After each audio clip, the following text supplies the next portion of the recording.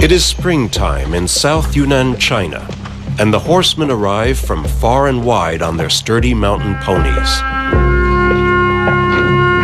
It is time to harvest the region's prized Pu-erh tea, named after a local market town.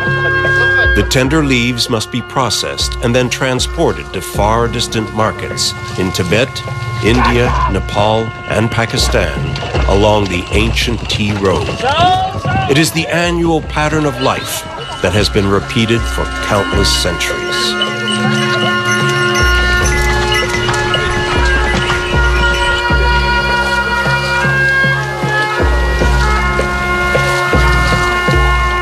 The horse drivers group to form caravans, some counting up to 300 horses and mules. With their loads of Pu-erh tea, they will traverse 20 mountain chains and cross 4 mighty rivers, including the Yangtze and the Mekong.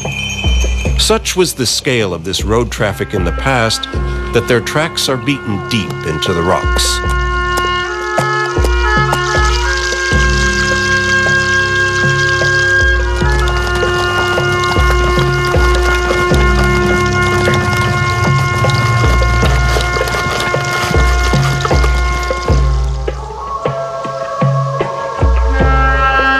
From the Chinese borderland with Myanmar, Laos, and Vietnam, their route will span the giant province of Yunnan and then the legendary Shangri-La, cross the endless Bangda grasslands, and skirt the Himalayas to the roof of the world. It will take them 6 months to cover more than 4,000 kilometers to the great tea market of Lhasa.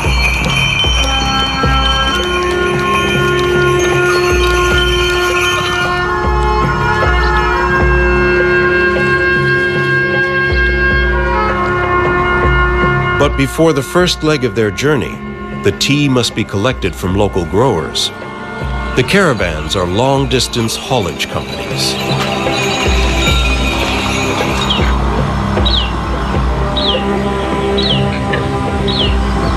So the caravans sweep through the region called Sichuanbana to pick up the ancient tea road for the slow trek northwards. Their starting point is known as the Valley of the 6 Tea Mountains, and it was here that the story of tea originated.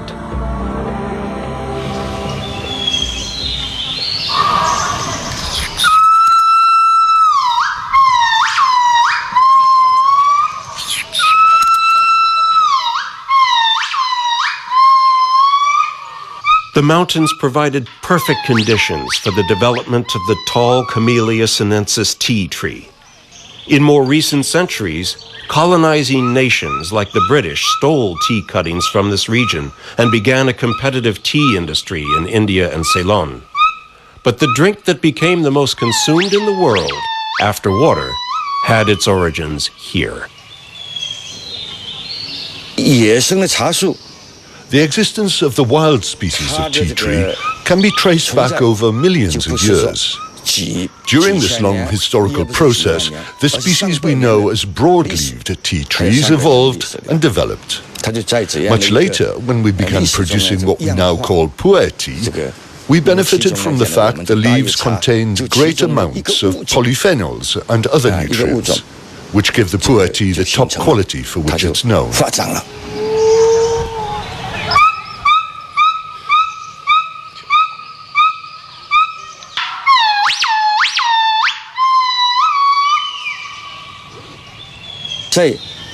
According to historical documents, it was because the minority peoples who lived in this area began to recognize the medicinal value of tea leaves that they developed tea into a beverage. It's noted in the great tea books that the use of tea leaves as an infusion in boiling water began at least 2,000 years ago.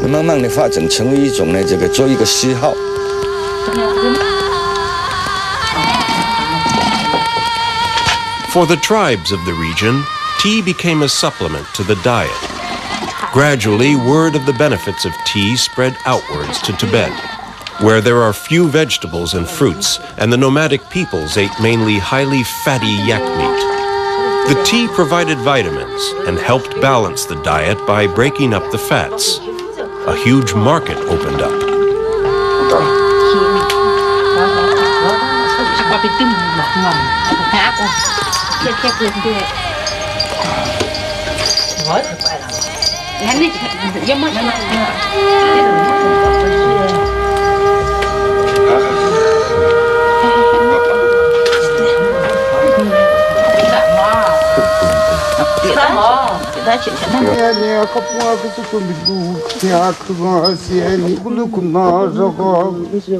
Tea developed the regional economy, becoming a form of currency, and entered the culture and religion of the many ethnic groups that shared this land. Before setting off to harvest the wild forest tea, this Han family is making sacrificial offerings to their god of tea.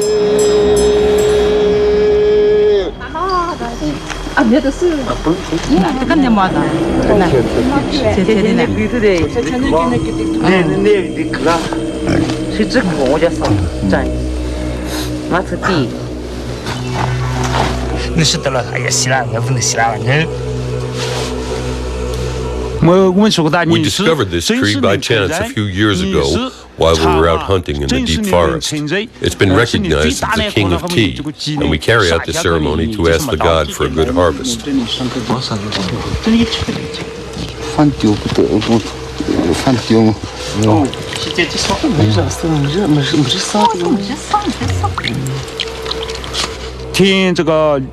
A Japanese expert came to date the tree, and after a lot of tests, he confirmed that it was over 1,400 years old.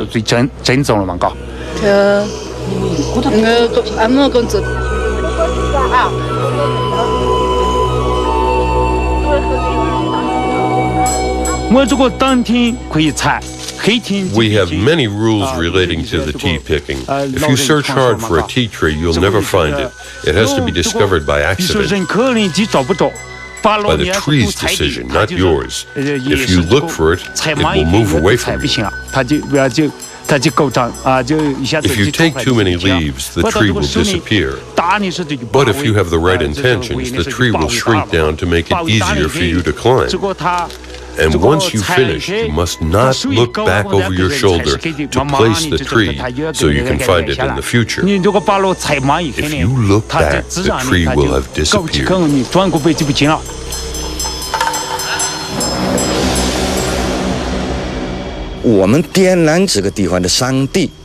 The southern mountainous areas of Yunnan offer favorable conditions for growth at between 1,000 and 1,500 meters, and these heights are very misty, even in the dry season, which means the tea shoots are always in humidity, and this promotes better growth. There is a famous saying in China: the misty high mountains produce high-quality tea, and the soil condition is most fertile, containing acid, which promotes the growth of the broad-leaved tea tree.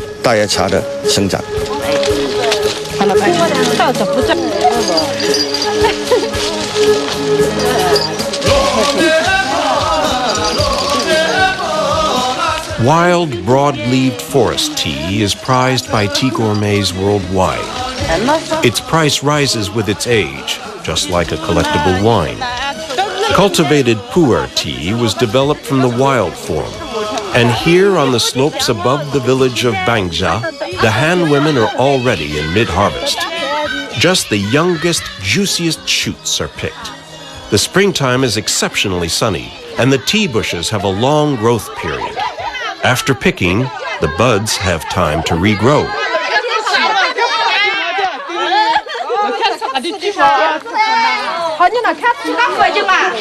Each village has its own production secrets, well guarded to ensure the originality of tastes. The leaves are first heated to soften them, to reduce moisture and increase flavor. The work is shared by the village women.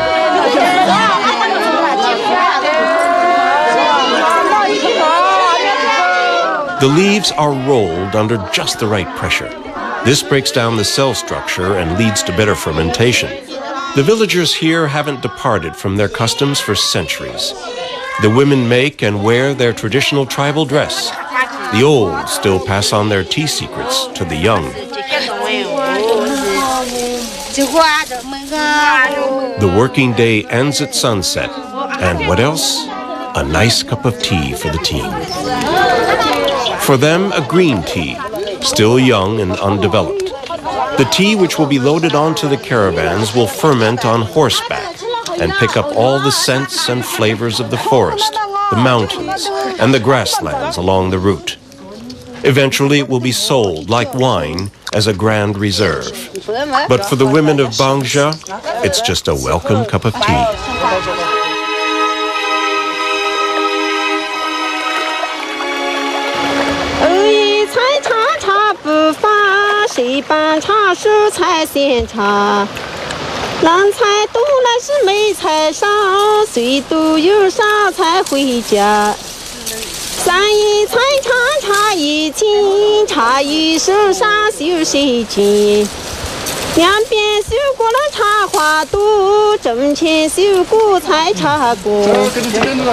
With each village, a different subtlety.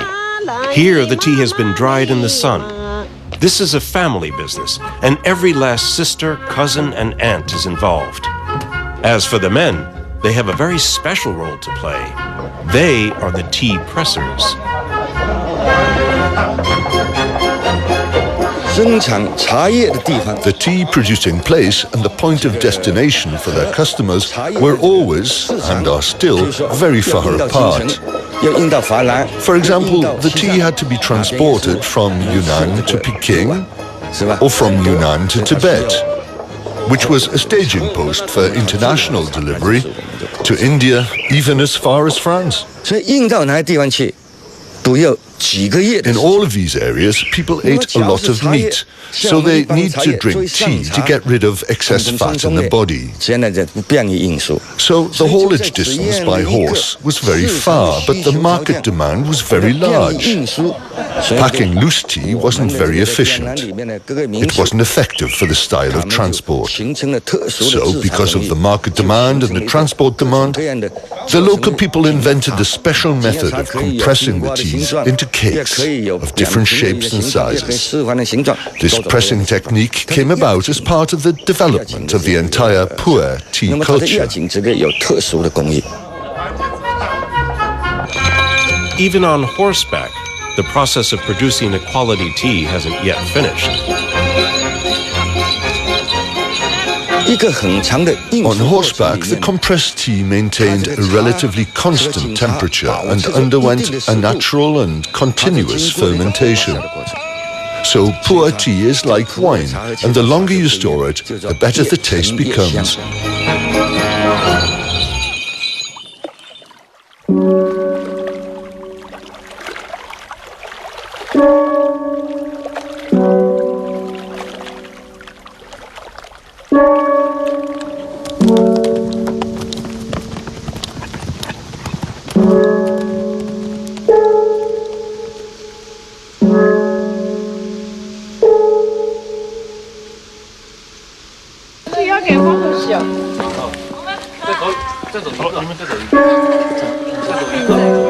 Still in the 6 Tea Mountains, early morning at Meng La, a more modern town on the valley floor.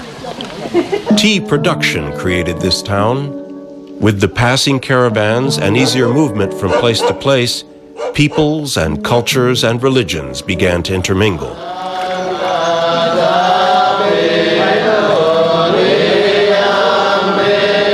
In 1487, Marco Polo passed by here as he followed the tea route back home to the west. As with the parallel Silk Route, he noticed the importance of these passageways for the opening up of fresh ideas and exchanges.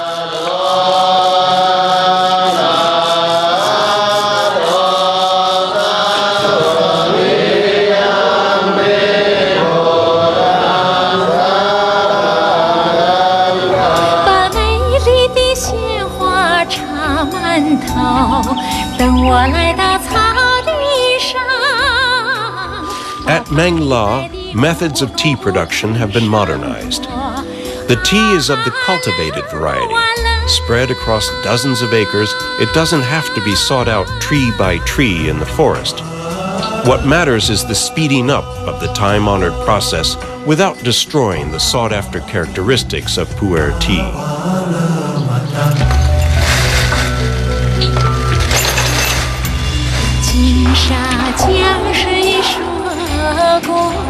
The harvesters are paid by the load, by the weight they can pluck per day.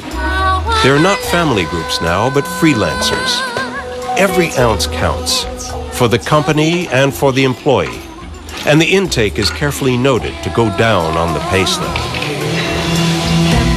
The uniform is Nike and Adidas rather than the traditional tribal costume.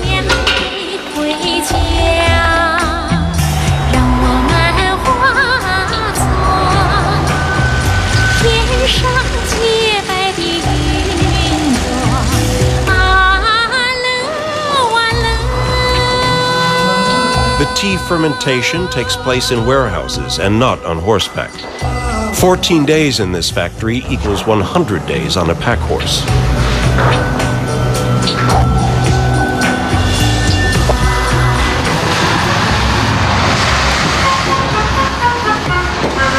But the very effective idea of compressing the tea into 500-gram cakes remains, although steam power and electricity have finally replaced the sweaty efforts of the valley villagemen.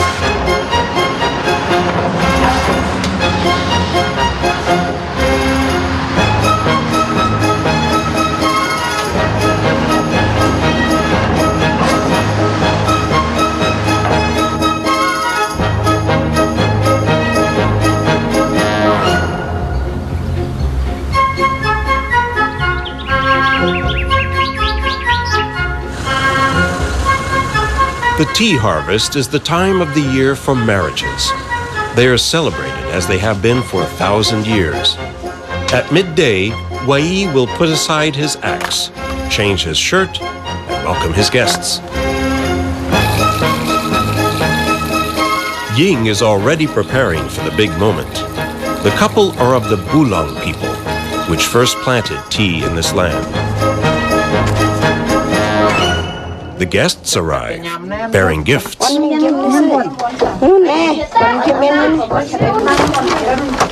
The headdress of spring flowers emphasizes the timeliness of the occasion. It's the season of harvest and joy. The words of the wedding song go like this. Our spirit shadow is in the high mountain. Horse drivers' footprints made our path towards heaven.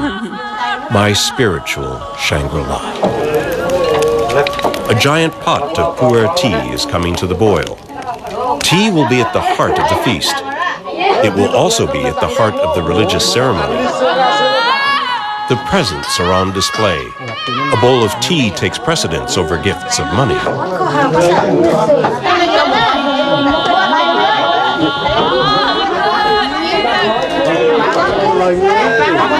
The shaman begins the nuptials.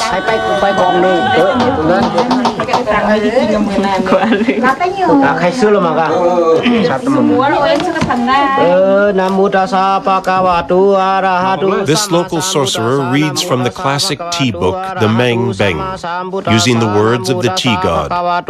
If I leave money or food for my children, you will just consume it. If I give you tea trees, it is a gift which will last forever, generation after generation.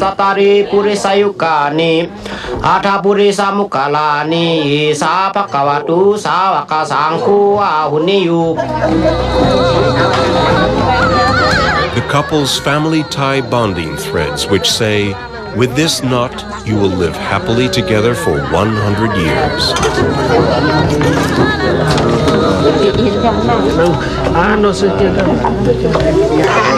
The bride must now pay her respects to the elders and show gratitude to her parents for bringing her up. She has received tea as presents. She gives tea back in thanks.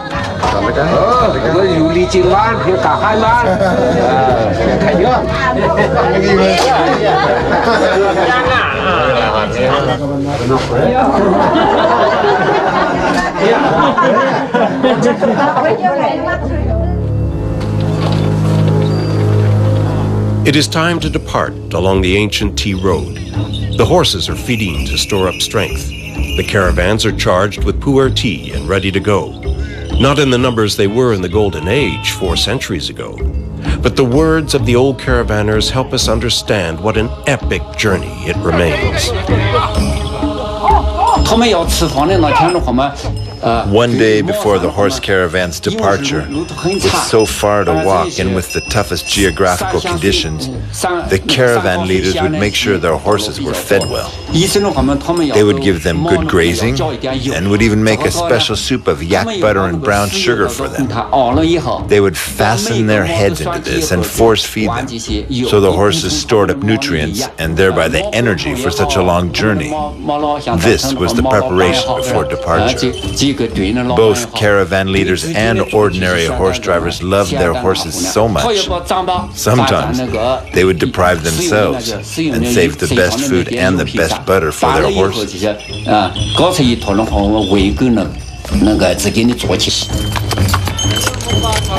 As they left the valley and headed into the high mountains, the horse drivers were supremely conscious of the risks they took.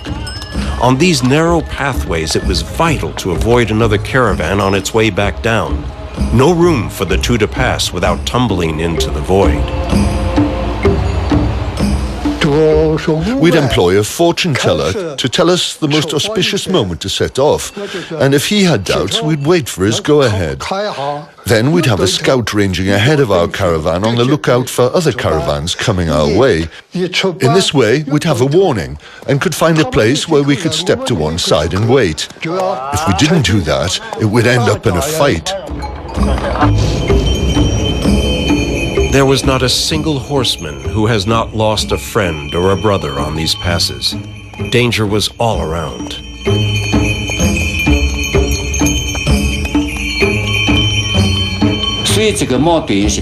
Tea was so important for the peoples of Tibet and the Bai and Nashi tribes. The round trip would take 1 year, and the tea road was very hazardous. There were dangerous beasts and gangs of robbers, and these kinds of risks were all around us. The prime worry was to find enough forage for the horses and unpoisoned, accessible water. Superstition played an important part in this. There were many rules of the route based on superstition. There were even verbal taboos. We were forbidden by the caravan leaders to say the word fire because this resembles the word for tiger. To talk about chopping firewood was similar to talking about wolves. To use these words would invite an attack by these wild animals.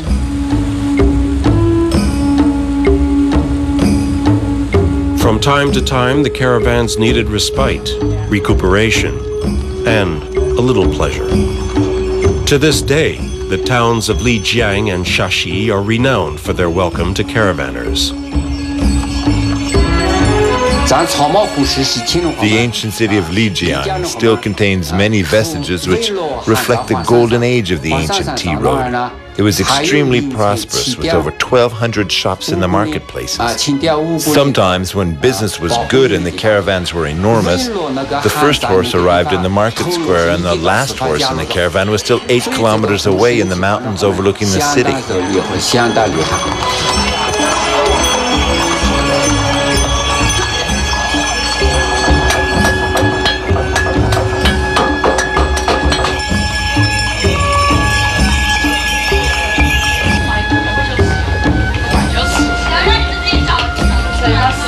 This is where many old horse drivers hung up their spurs. After 10, 15, or 20 years on the road, they had usually made enough money to settle down, marry a local girl, and set up in business along the route. Like Li Nanjiang, who now makes saddles for the passing caravans. Old caravanners always stick together, and in Lijiang, they meet up on the bridge to remember the good old, bad old days. There were many bandit gangs active in this region. A friend of mine, a horse driver, was killed by a Simao bandit because he didn't draw his gun fast enough. But the risks didn't stop at that. When you move towards the Tibetan Kongding area, a lot of horse drivers were killed too. And in Tibet itself, men died from food poisoning and from eating the wrong foodstuffs. In Tibet, you can't drink soup and you can't eat rice. Rice especially can't be digested because of the high altitude.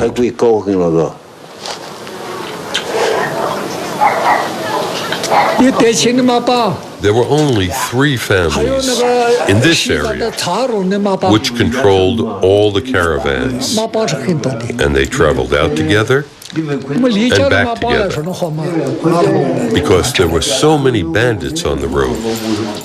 Together, they had several hundred armed men, so the bandits didn't dare to attack them. And in that way, they went back and forth along the route, linked by family ties. They were a formidable armed force. A big caravan is the best method of security.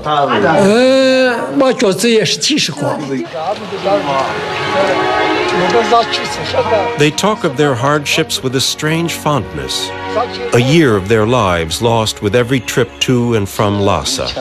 The last of the old Tea Road soldiers swapped stories of the wild, wild East. Lijiang and Shashi towns were the most luxurious stopovers. These were places to feed up the horses, to eat well themselves, to lay down their heads and to have some fun in the area's many caravanserai.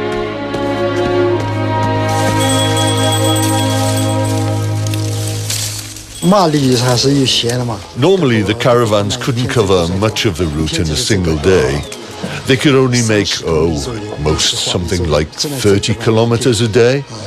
And they were obliged to use the tea road, and so they had to spend the night here.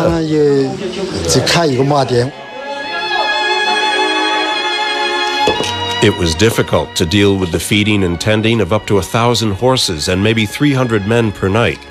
Stores to order in, cutting hay for the horses, preparations for the restaurant.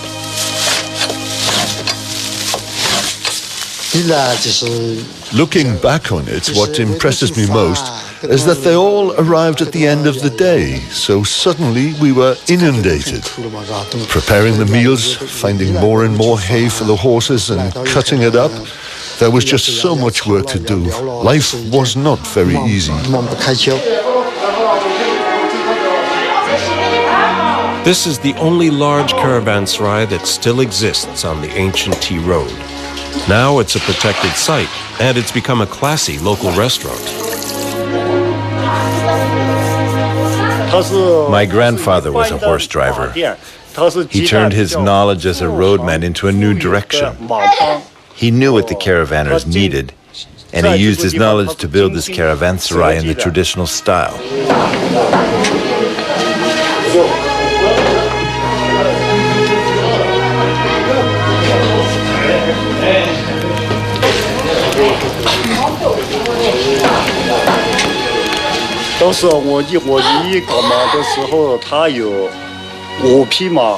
He designed the place himself, and the architecture is excellent and traditional. I want to emphasize that this horse hotel wasn't constructed for just anybody.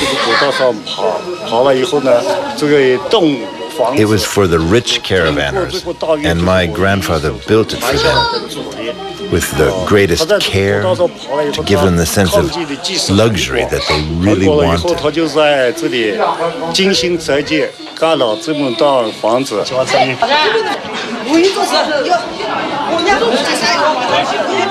This is the only place along the Tea Road to have retained some authenticity. It still offers the entertainment that the horse drivers found so appealing. Chinese shadow shows were as important as the Chinese opera. Let the show begin.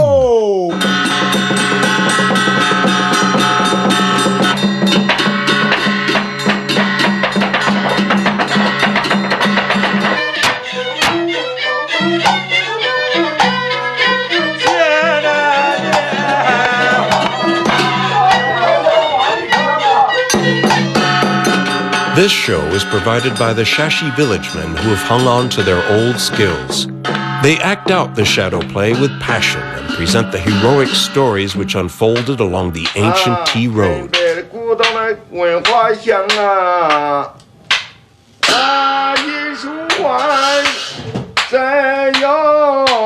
在顺江啊，我的家吧。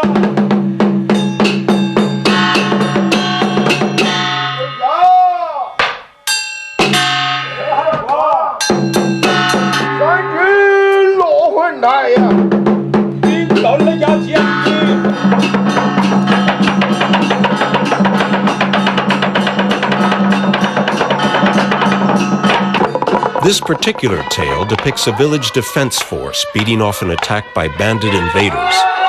Of the 14 village men, 8 died to protect their homes. They fought off the assault against overwhelming odds and rebuilt the razed village.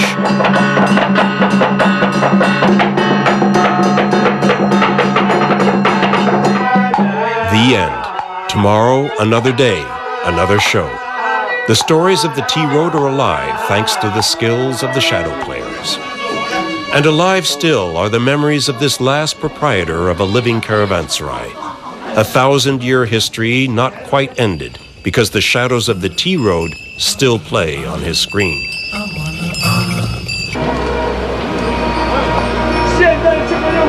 When there were no caravanserai, there were other well-known resting places under the open skies. And it's here that the horse drivers would mingle and give the alert of any potential dangers ahead. In the past, they brought news of events in the wider world. Cultures exchanged. The Tea Road became the intellectual artery of the entire region.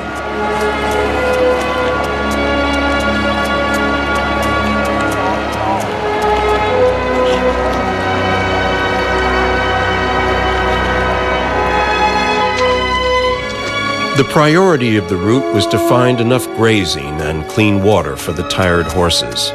The drivers' trade and lives depended on the health of their animals.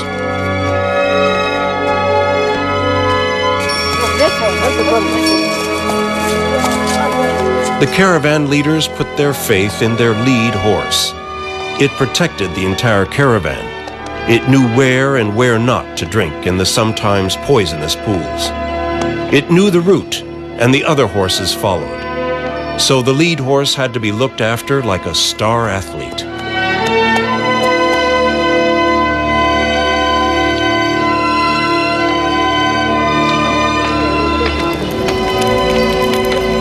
These stops promised welcome relief for aching horse muscles and human muscles. Each day, each man would make at least 100,000 steps forward and upward along the steep and jagged trails.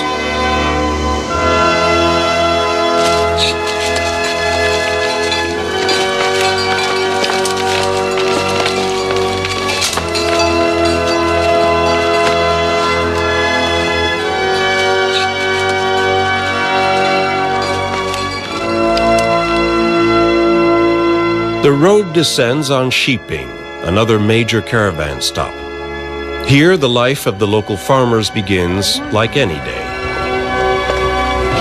But this is not just any day. This afternoon, the springtime Stilt Festival will take place. For 4-year-old Zhang Xiaobin, this is the most exciting day of the year, an event he has been longing for and practicing for months.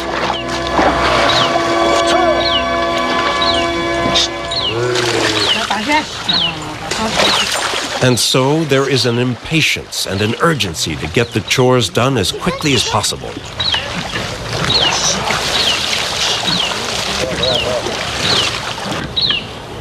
In the town itself, there are long and painstaking preparations to be made. There's a buzz in the air. In 3 hours, these streets will be packed with people from far and wide who want to witness the spectacle. The old coach the young. No rules are written. They are simply passed on. Nothing must stray from the way this ceremony was performed by the ancestors. This Stilt Festival was probably adapted from those performed by the Tibetan tribes on the high plateau centuries ago.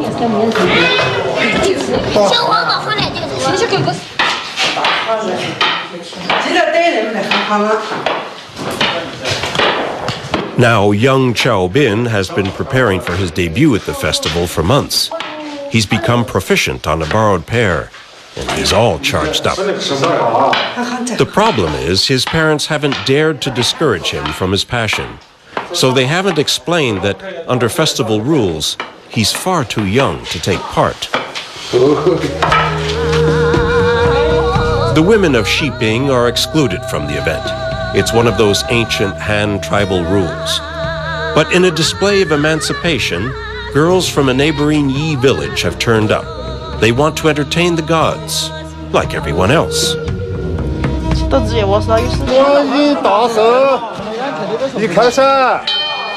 The boss of the ceremony calls for prayers to ensure a bumper harvest. He conducts the rhythm of prayers. 1, 2, 3 up, 1, 2, 3 down.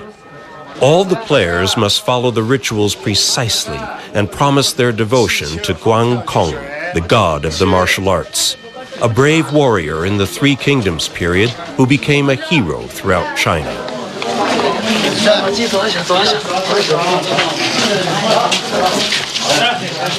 Each man and boy assumes a role from local legend. Heroes and demons, good guys and bad guys. The black and red faces represent the good heroes. The white faces are the clowns. Watch out for the striped faces. They're out to do harm.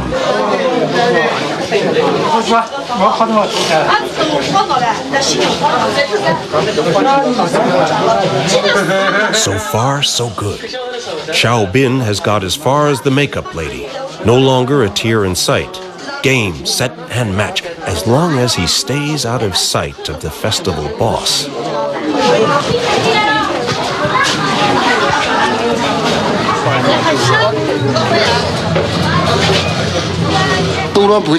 The costumes and the stilts date from our ancestors. They are very ancient, and so they're fragile, and the stilts are weak now. It's always been our way that the tribal women aren't allowed to take part. It takes lots of courage and years of experience to do the stilt walk. 2, 3, and 4 meter stilts measure the bravado of the young men. They start young and go on into their 50s. I can assure you that in all the world we're the very best at this. The very best. A lot of men don't even dare to try it. The ones that walk at rooftop level, well, that takes real skill.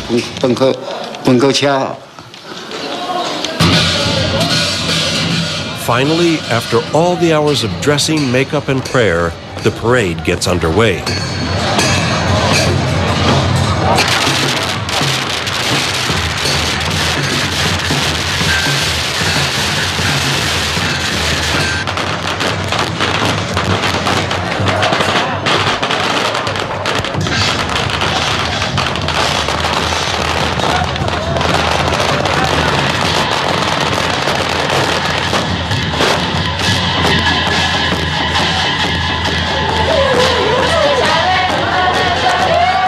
And the Yi women succeed in flouting macho custom and bring their own color to the festival.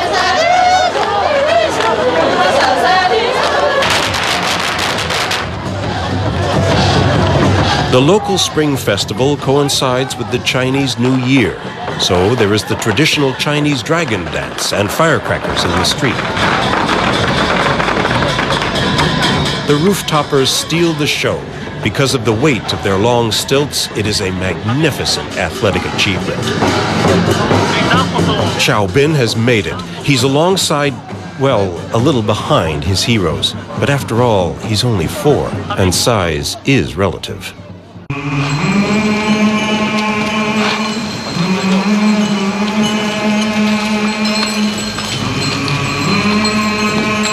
The caravans that depart from Shiping know they must now face great challenges.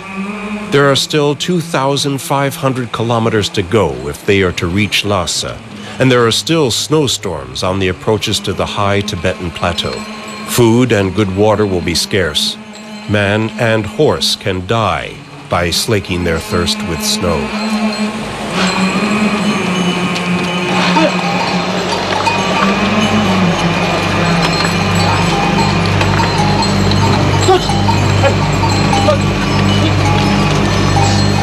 There are 4 great rivers to cross: This is the New Jiang. There are no bridges, and the currents are too ferocious for ferries.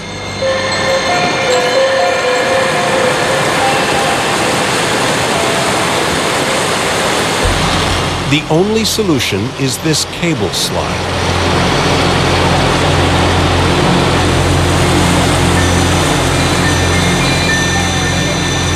The caravans want to cross, but so do local farmers taking their beasts to market. Crossing the gorge is a heart-pounding process. The local peoples do it regularly, so they're more accustomed. If someone drops here, it's not even worth looking for the body. The caravanners would look down, say a prayer, and continue on their way. The beasts are terrified by the noise and the manhandling. A lot of reassurance is called for. The tenderness, the stroking, and the proximity of recognizable human smells calm them down.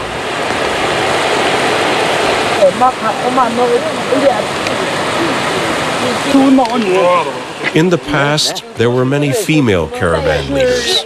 A Tibetan called Gadana follows in the tradition. She gives a helping hand to the local farmers. She is not following the long tea road to Lhasa, but is obliged to intersect it on her way to Beijing with a delivery of Pu-erh tea for a tea-tasting exhibition. She is well behind schedule, but her first instinct is to help get the herd of calves across. There is a rule of solidarity on the tea road.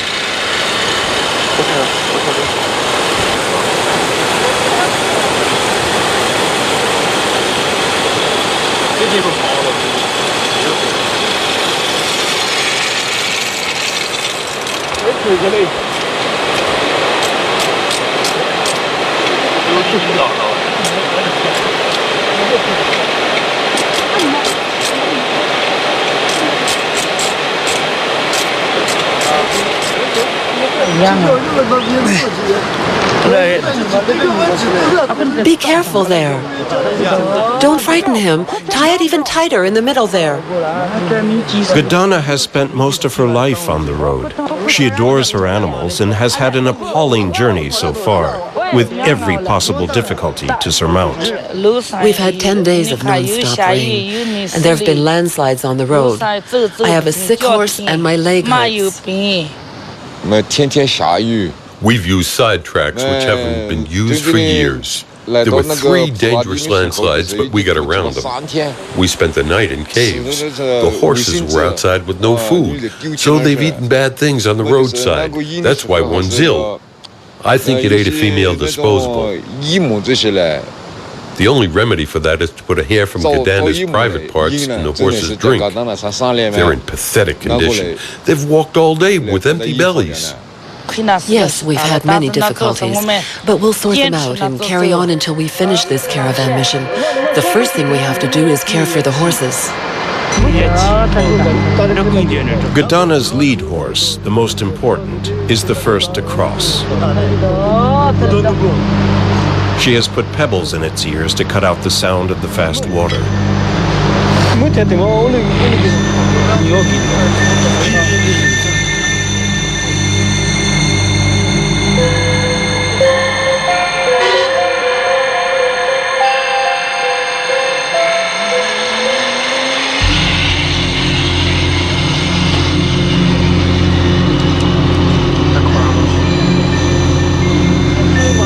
Gadana sees the first light on the horizon since her journey began 10 days ago.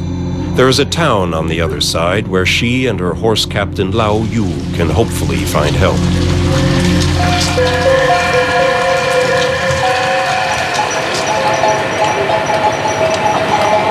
The exhaustion of Gadana and her caravan is a pathetic sight after just 10 days on the road. The horses are at the end of their strength, and Gadana and her team also. But civilization and help are in sight as they cross the last bend in the New Jiang, this time by road bridge.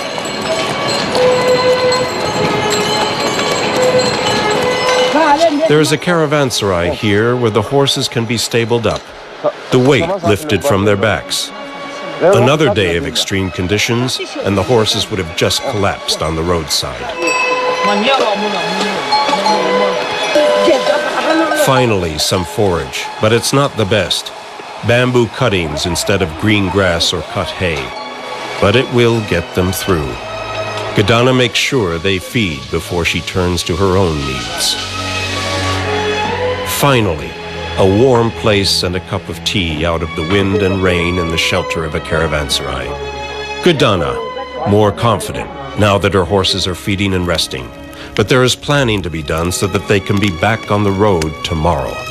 The horses' hooves are in bad condition. They're swollen and their feet are trembling.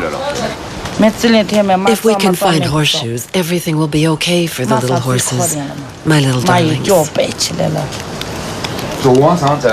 I've managed to arrange some proper food for the horses.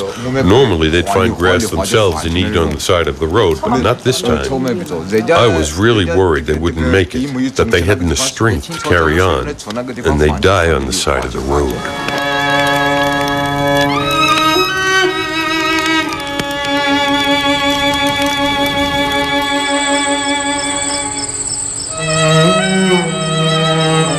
Gadana spends the night with her sick horse.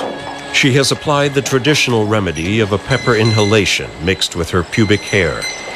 Gadana will not sleep until she knows that the horse can move on tomorrow. If not, they will stay here a day or two longer, but that will cost money that they do not have.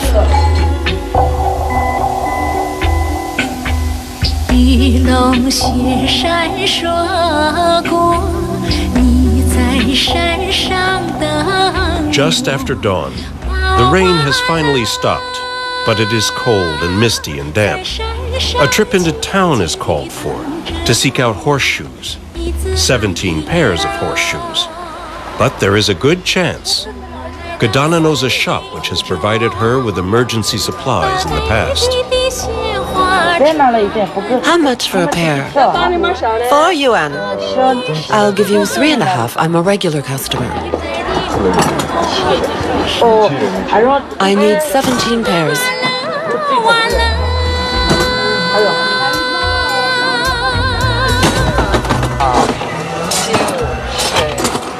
This iron's not good quality. I'll give you 100 yuan. Fine, fine. Wholesale price. So the trials and tribulations of the tea road have been overcome once again. A quick call to reassure her mother that she is safe and well and back on course. That all her team have stood by her and that her sick horse is bucking up.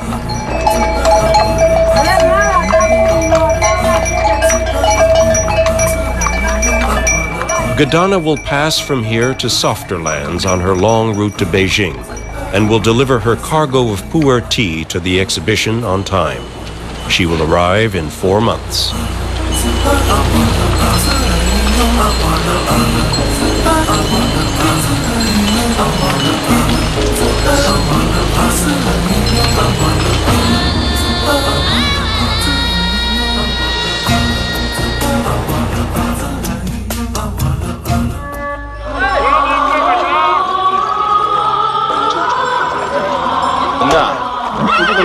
For the other caravans, which, unlike Gadana's, are sticking strictly to the tea road, there are another 4 months to go to reach Lhasa.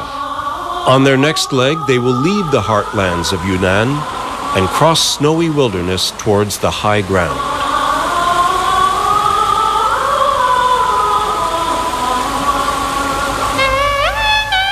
They will enter the legendary land of Shangri-La between Tibet and China, where the entire culture will change. Shangri-La, interpreted, means the land of hell after death, and only the rites of Tibetan Buddhism can keep the demons at bay.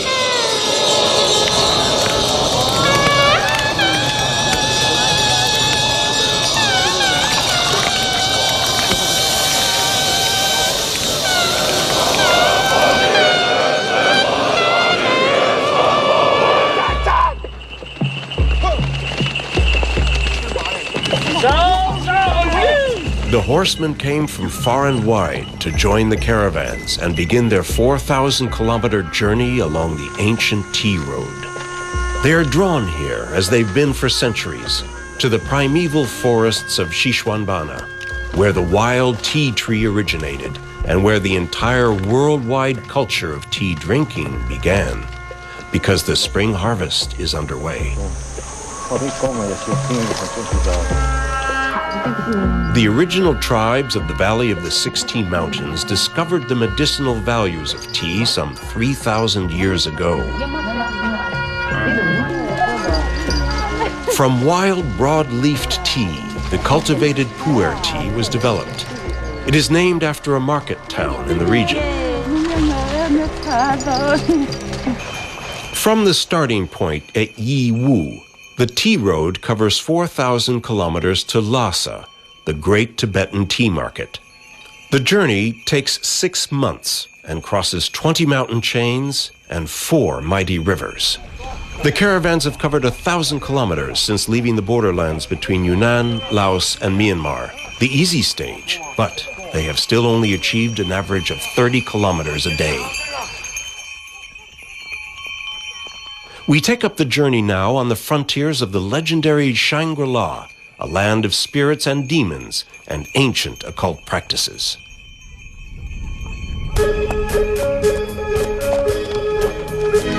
The caravans always stop at Dali, which is celebrating the 3rd month horse fair, an event that has existed for over 1,500 years. Horses were traditionally traded for tea, because Tibet produced sturdy little war horses which were needed by the Chinese imperial armies. The Tibetans needed tea because tea balanced their diet of fatty yak meat. The horse market came into being.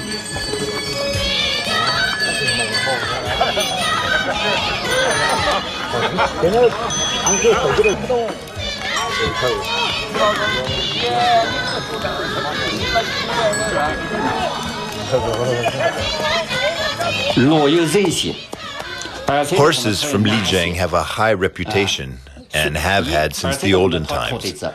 Outsiders call them Hunan horses, but we Nashi people refer to them as dwarf horses because they're characterized by being short, sturdy, and endurable.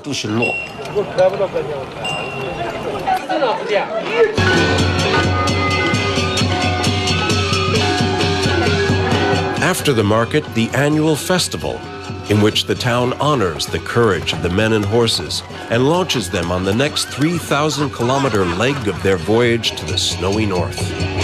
The songs and dances bless the caravans which made Dali such an important trading hub, wishing them a safe journey, good business in Lhasa, and a return trip free from attack by bandits or wild animals.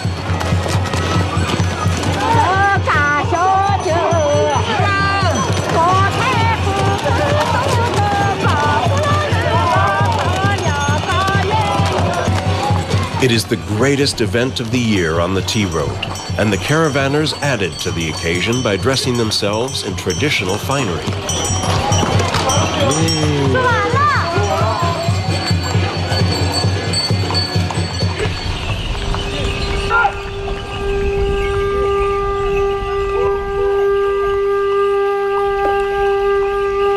But the joyous occasion is immediately put behind. Those who have traveled the tea road remember only too well the rigors of the Shangri-La region that lie ahead.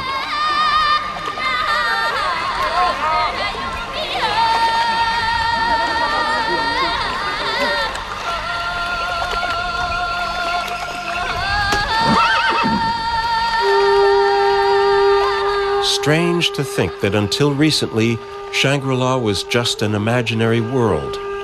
This region was known as Zhongjian Province. An American writer invented the name Shangri-La for a novel which depicted a land of harmony on the slopes of the Himalayas. The Chinese government adopted the name in 2001. Now the real Shangri-La exists, and this is the frontier.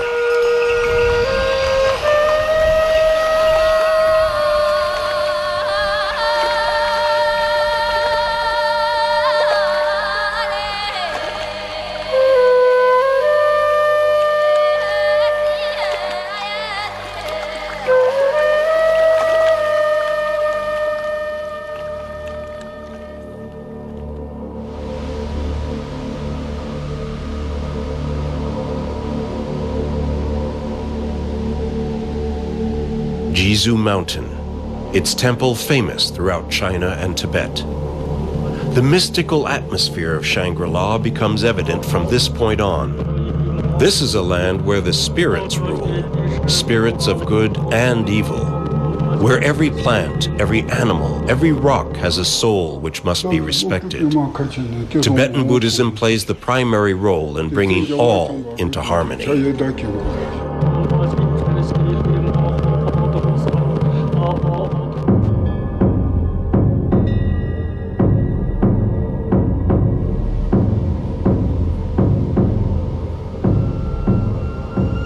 As the morning clouds burn off, a ceremony which dates from the mists of time.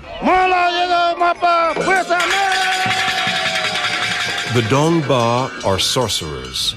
Their occult religion, as well as their funereal music, predates Buddhism. It was incorporated into Lamaism because the local people believed implicitly in the ancient wisdom of the Dongba.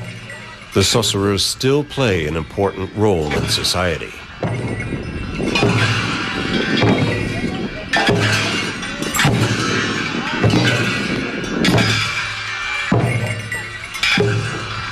Their offerings of tea are to drive off any evil which might harm the caravanners, whose trepidation is understandable as they regard the Himalayan challenge ahead.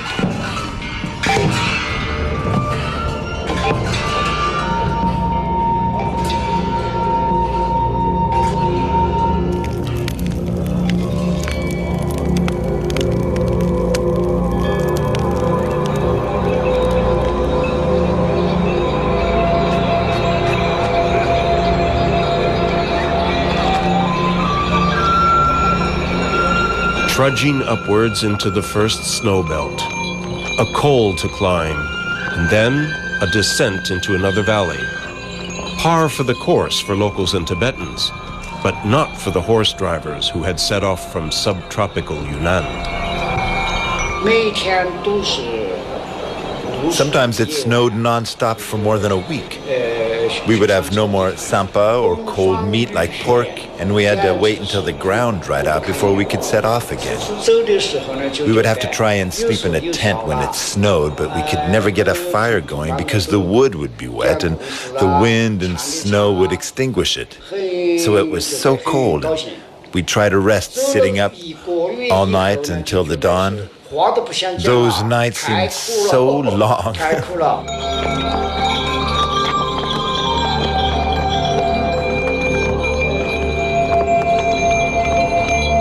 This caravan diverts to a mountain village because a young son of their family is getting married. It will be a moment of pride, but not necessarily of happiness.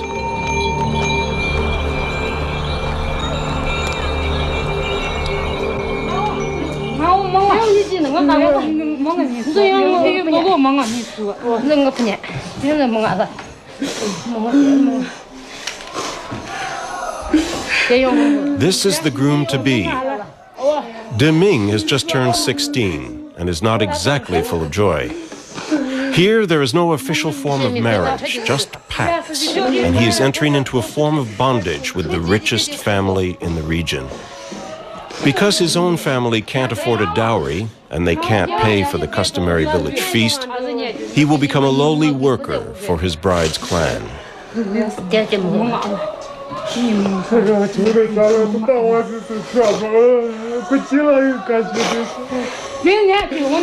The atmosphere is more like a funeral than a wedding. His aunt tries to get him to pluck up courage. His uncle is distraught.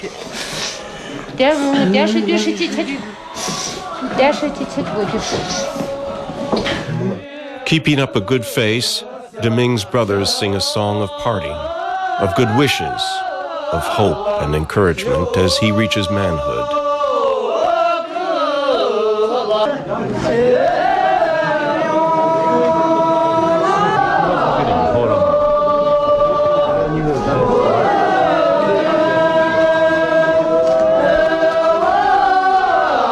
This is a matriarchal society, and the mother is beside herself. Not only because she is losing her son, but because she has lost faith in the community by being unable to fund the marriage herself.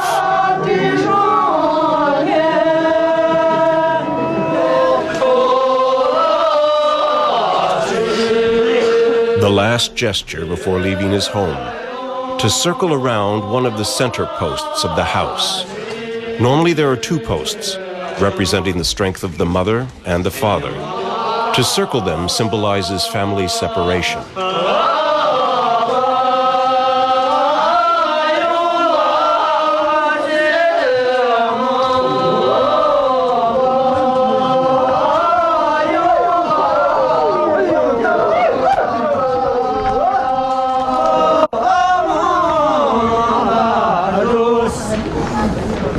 The moment has arrived to set off for the village marriage feast.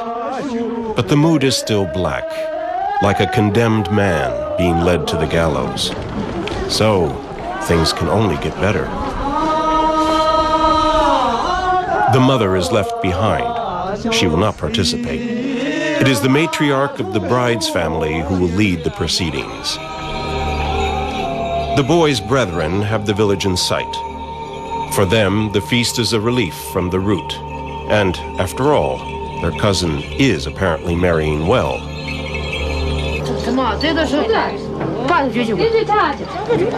The bridesmaids prepare for the feast. The bride herself will not see her new husband during this celebration because the women and the men will celebrate apart. The couple will begin their married life after the feast is over. Zuma is bound in the traditional 7-colored belt, each color signifying a different prayer wish for the life ahead. She's 19 and has been married before. Because there is no marriage law, a couple can quit when they want. She saw off her first husband when she realized things weren't going well and chose Deming. This is the law as written by the matriarchs of Shangri-La.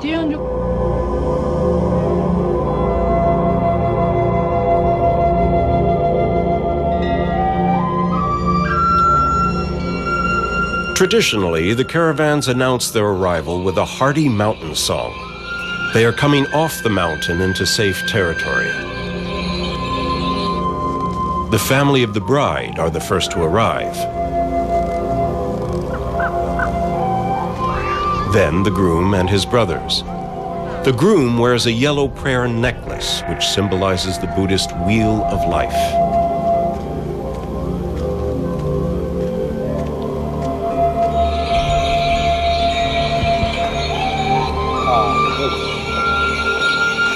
The caravan is now in the relative shelter of the village. Their stopover will be short. There's tea to deliver throughout the region. Villages are awaiting their arrival.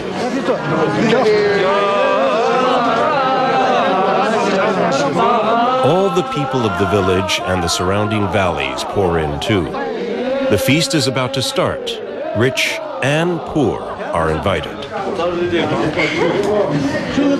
The men and women of the respective families separate for the festivities.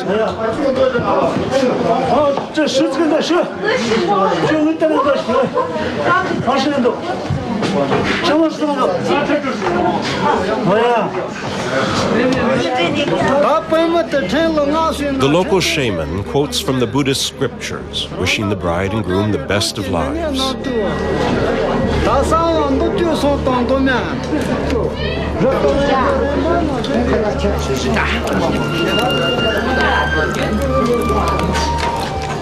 Meanwhile, the bridesmaids enjoy their day in another room specially set aside.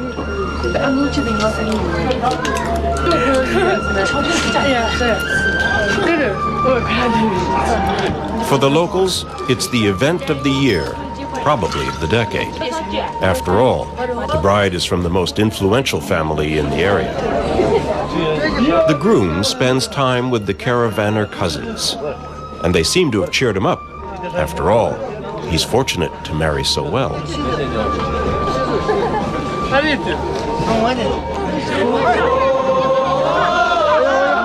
And finally, the villagers pay their homage to the matriarch who organized and paid for it all. The white scarf is both a tribute and a wish for her eternal well-being.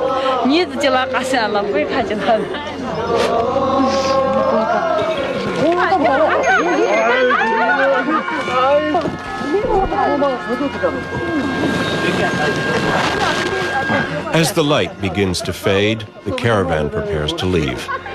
Normally they would start at dawn, but the snow has lessened, and the village to which they'll deliver some sacks of tea is not far.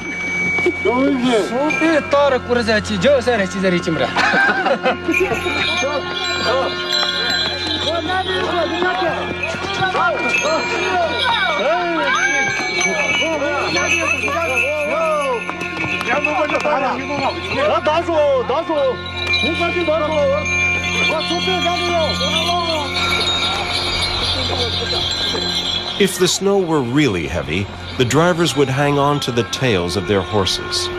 The lead horse is the most experienced. It knows the route, and they can trust that they will not be led over a precipice. It's not snow, but packed ice that's the real danger.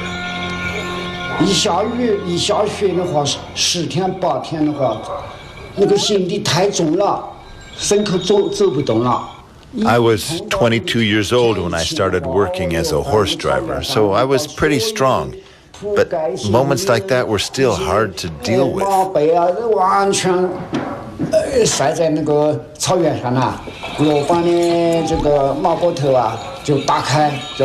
Once we'd managed to set off, there was another danger.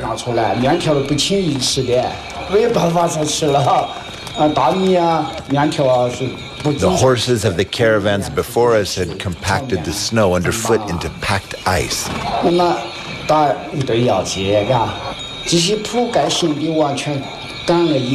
If we didn't clean the horses' hooves regularly, they might fall into the ravines. It was extremely dangerous.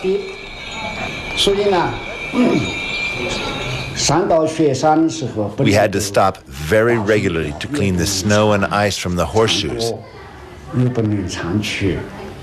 It was a matter of life or death.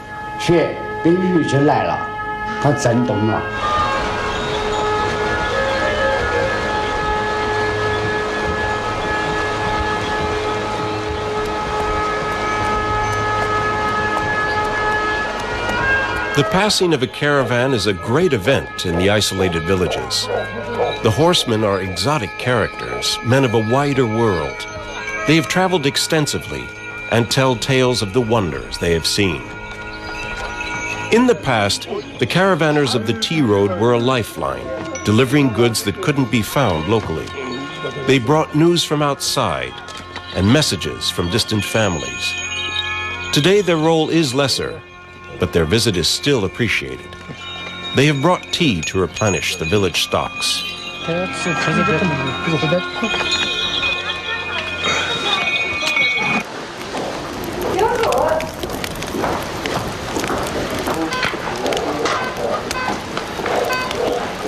Traditionally, the horse drivers are given the best hospitality that can be mustered, however poor the village.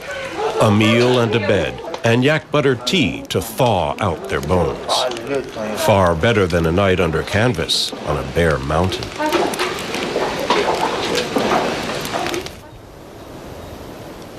The horses are pastured, and they rest too. The caravanners know that tomorrow will be an extreme endurance test.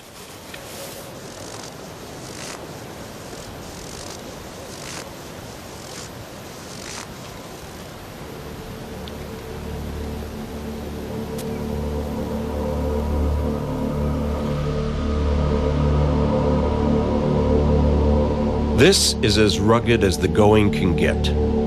In all, there are 4 great rivers to cross: the Yangtze, the Mekong, the Salween, and the Tibet River. They all arise in the Himalayas and run in parallel towards the south. There are few ways and places where the caravans can cross, and each one of them is hazardous.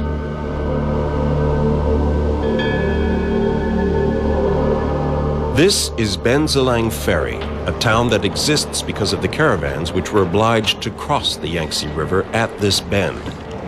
Today, the ferry is a small affair used by youngsters to lark about. But at one time, every male in the village was a ferryman, and the ferry boat was much bigger. My name is Anmun Jiangku and my family has been here for 5 generations. My ancestors were horse drivers, and they found Bengjilan a nice place, so they settled down here. Bengjilan is located right on the Yunnan Tibet Tea Road, and it used to be one of the principal ferries on the Yangtze River. This river would rise and flood during the spring and summer ice melt. 18 strong men, all good swimmers, were needed as oarsmen to get across the fast currents. In the past, the ferry was 3 times bigger than the boat we have today. There were 6 men to an oar, and they had to pull with considerable force, and that force had to be equal between the oars. The ferry was run by the Jiaga family. They were paid for each head of horse or mule that crossed. In addition, there was a second type of income which was called quiangling, actually a kind of toll, and this would pay the oarsmen. Sometimes the ferrymen pressed the horse drivers to share their food and drink with them.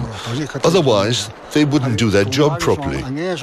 If they didn't share, sometimes the ferrymen would throw the horses and the drivers into the river and let them get on with it as best they could. Sometimes there were capsizes, sometimes people drowned. But the business grew so big that the Jiaga family couldn't cope with it anymore. They gave the ferry concession to the local Dongzhu monastery, and after that they took care of it.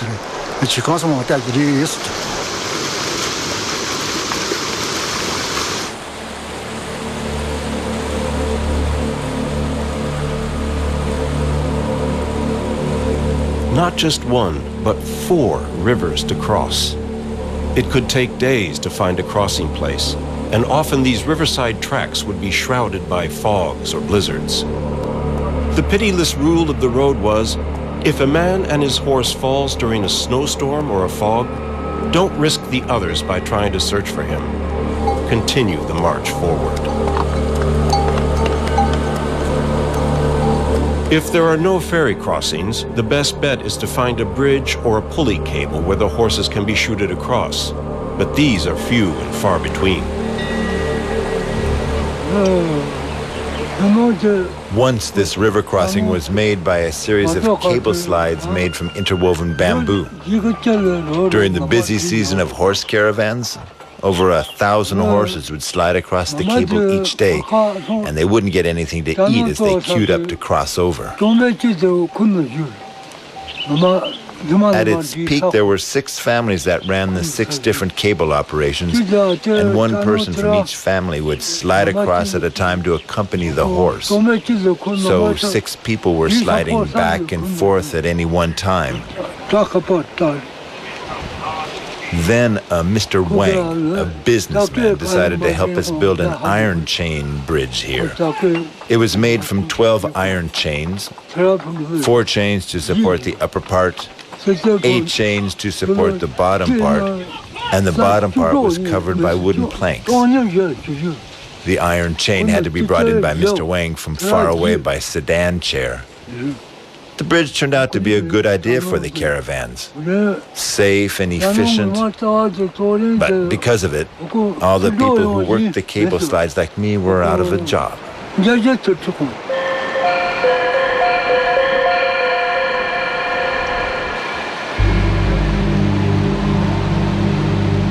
But even a bridge is no guarantee of a safe crossing. Most are weathered and rickety through overuse, and they swing dangerously in the winds which sweep the gorges.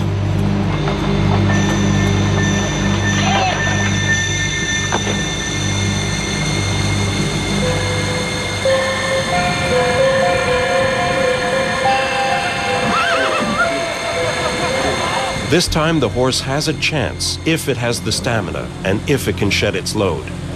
There is a shallow bay on the next bend, and if it overcomes its panic, it can make for it. The horse had made the big mistake of trying to swim against the current. But quickly exhausted, it turns and lets the river carry it.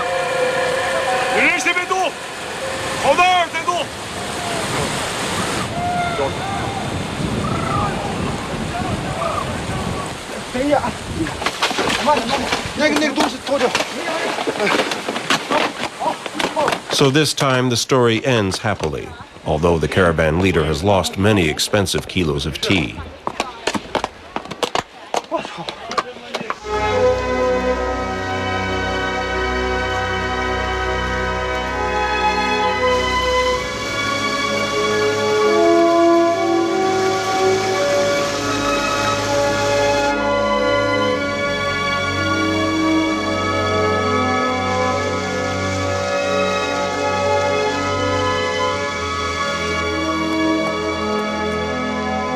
Happily, along the tea road, the tough sections are broken by occasional sweet valleys.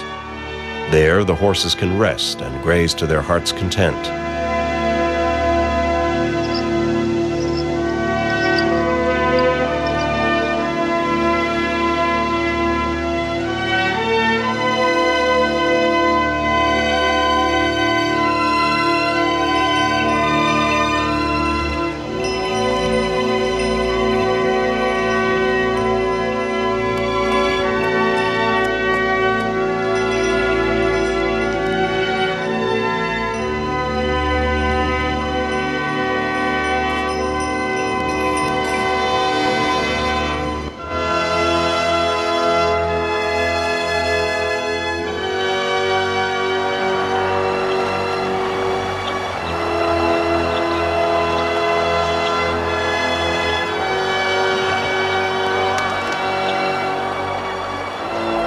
Tangchong is on a sidetrack from the tea road, but it has played an important role in the history of the caravans.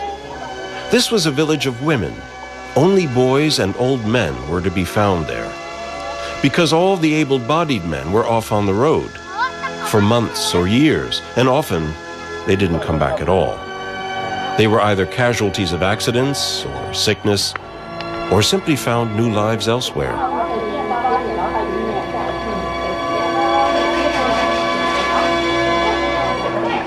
Most of the men set off on the road and many never came back. We'd say to them before they left, if you go to earn your livelihood in this way, it's better to let your wife go. In other words, if you head off just like that, you won't hang on to your wife for very long. She'll take off with another man. We were joking, because in reality, most of the women who found themselves in this situation stayed with the family for the rest of their lives. To you.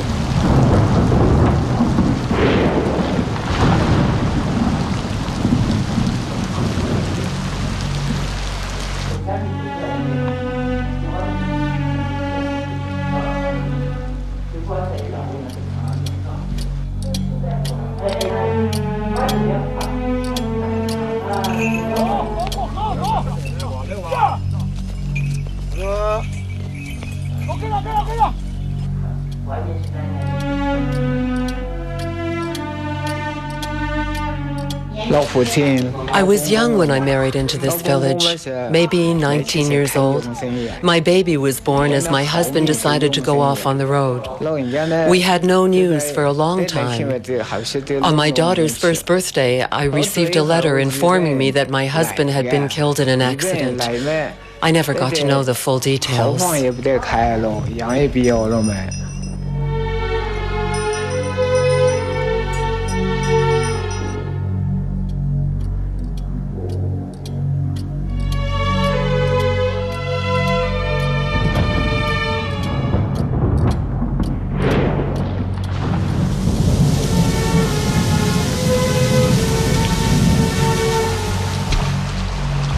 The women I know who were in this situation were very capable and inventive in finding ways to get by. They took all the responsibility for their parents-in-law and their children. One could say they sacrificed themselves entirely so their families would be well and happy. They did embroidery and sold it, and lots of other menial jobs to get by. There, I'd call that an amazing exploit.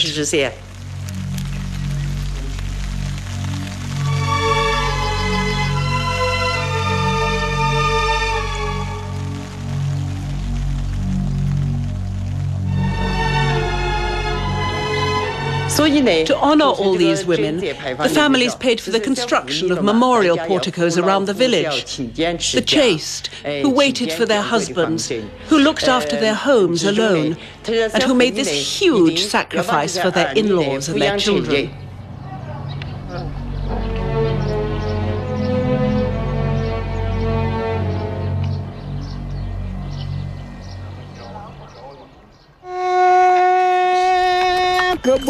For the men, life may have been hard, but there were attractions to joining the caravans. They had freedom from household responsibilities. They were well off. They had new horizons. They had fun at the roadside stops. When the boys are away, the boys will play. They pass by the calcium terraces at Baishui tableland. These have taken 300,000 years to form. The local people call them the fields left by fairies. Shu is a former caravan driver who retired to become a well-known Dongba sorcerer. His specialty is predicting the sex of unborn babies. There are many songs of the caravans, and this one says, I leave to drive the horses and people regard me as I get further and further distant, but they lose me from sight when I enter the mountains. But when I cross, I will find a woman to fall in love with. My loved one will accompany me along the route.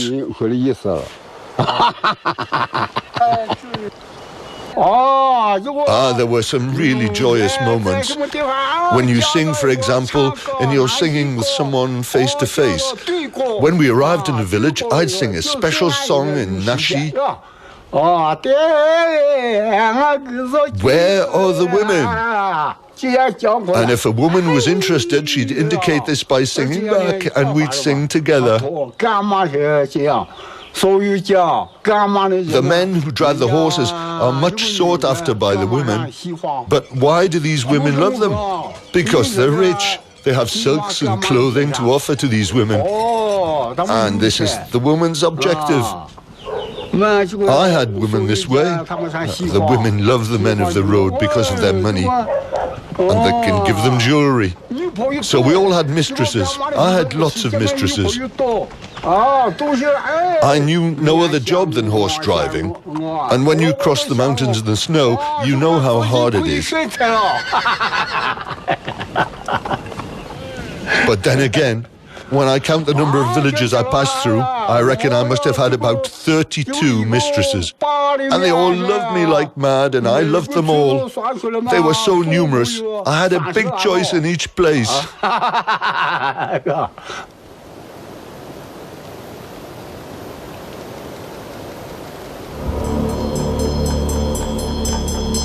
At 4,500 meters altitude, with mystical frozen landscapes at minus 20 degrees, this is truly the heart of Shangri-La.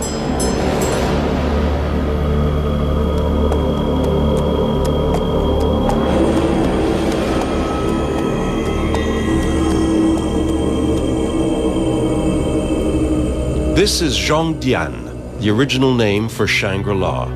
Translated, it means hell life after death. And everyone is gathering here in the hope of avoiding just that. Today, the evil demons will be driven away by the lamas of the local temple by means of an exorcism ceremony. As believers in the old faith of Shangri-La, Dongba, the local people are anxious to show their piety. This is an extremely important moment in the year. Zhongdian is the spiritual home of the Nashi minority group. The name means the people who worship the black things of the nation. They are thought to have migrated here from deep Tibet in the 3rd century and maintained links with their former homeland by caravanning. They brought a religion called Bon with them, and this ancient form of animalism gradually transformed into Dongba. The masked lamas represent the various animal gods. Every gesture is coded and understood by the crowd. In Dongba, man and nature are half-brothers, having different mothers. Nature is controlled by spirits, called Shiv. The entire relationship between man and nature is dramatized in holy dances, which originated in the farthest corners of Tibet and maybe even Mongolia.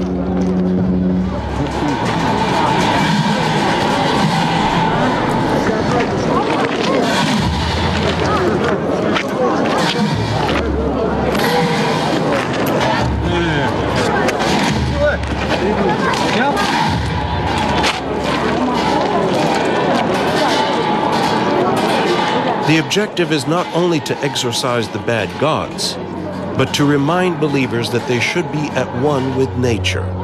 Never be guilty of overharvesting. Respect the regulations about logging in the holy forest.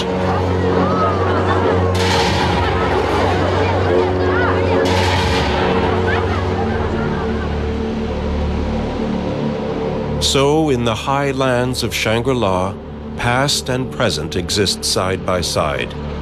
And the further you go from Zhongdian, the harder the life becomes as the wilderness takes over once again.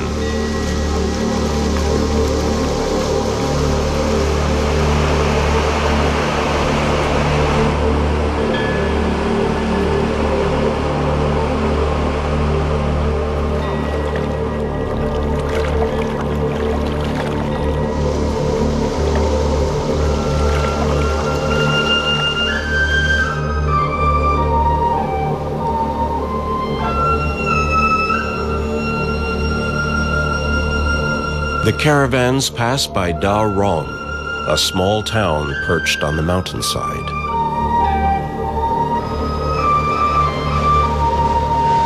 Another aspect of life in Shangri-La becomes evident.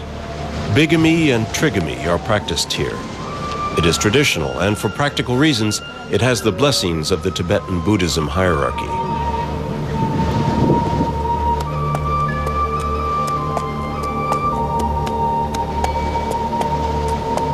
Ying has 2 fathers and 1 mother. Some school friends have 3 fathers. We look at this from the perspective of morality. Our morality is that the young generation must respect the older generations, and the old generation must educate the young about this type of multi-marriage. Under this basic principle, there can be no problem of accepting the idea, no matter if it is with 1 wife and 2 husbands or 1 wife with 3 husbands. It is proven that in these situations, people can get on with each other very well and lead a harmonious life. It is common in Daerong. It is the common folk culture. Ying's younger dad comes home from work. He brings in money from outside. My elder brother stays here to look after the homestead jobs, and I go outside to find work to bring in some money. They're temporary jobs like shepherding. When I come back, maybe my brother will go out to work, and I will stay here. We all get along with each other very well. We're a happy family.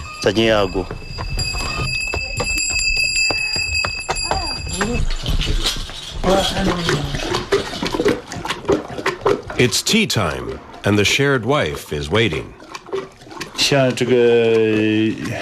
Economically speaking, this kind of family is generally more wealthy than other families that do not practice this multi-marriage. One reason is that the labor of the family is concentrated and efficient.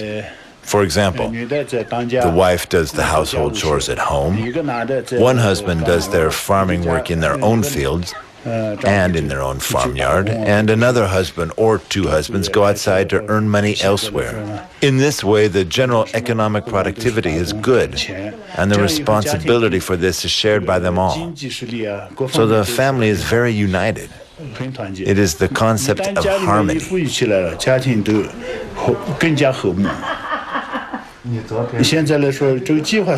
Another benefit is the contribution to the national birth control policy. According to the relevant regulations, 1 wife with several husbands can have only 2 babies. Just imagine if the 2 brothers established their homes separately, each with a wife, then they would eventually produce 4 children. This birth control is an important benefit. To an outsider's eye, The family photos in Shangri-La are rather exceptional.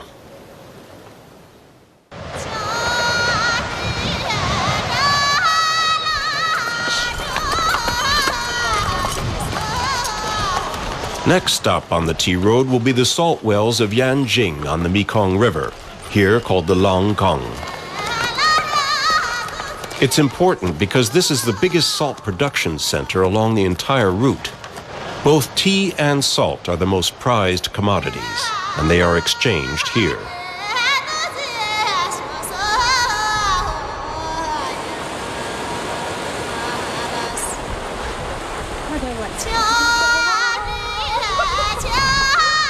It has always been the women who have worked the wells of Yanjing.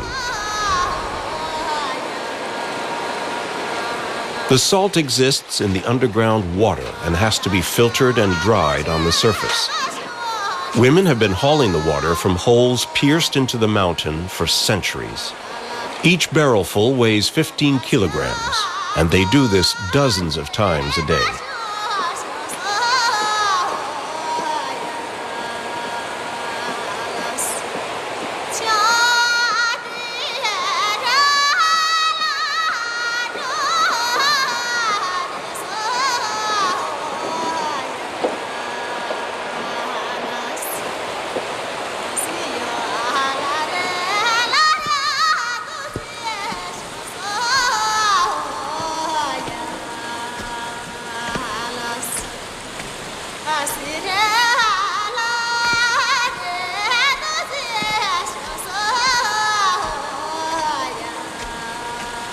The salt collectors cover 20 uphill kilometers per day with these loads. They start at 4 in the morning and finish at 7 at night.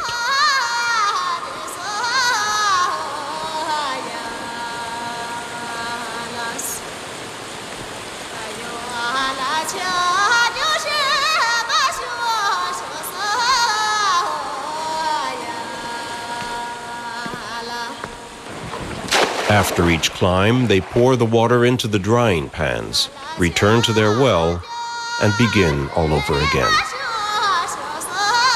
There's an additional 5 kilometers to come from the village each morning, another 5 kilometers at night to return home.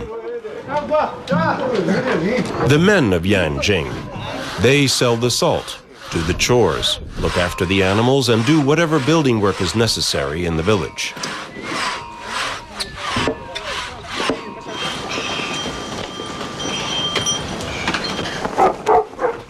This is the home of Mr. Zhu. His father married him into a Nashi family in Yanjing.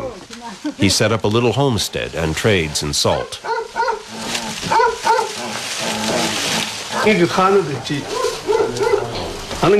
Sometimes we use salt to exchange for tea, rice and sugar. And we even go as far as India to trade. The Tibetan salt produced here is a popular product on the tea and horse route. I was a horse driver for 17 years non-stop. In 1951, my father married me into this Nashi family. And during the first 3 or 4 years, I couldn't understand a word they said.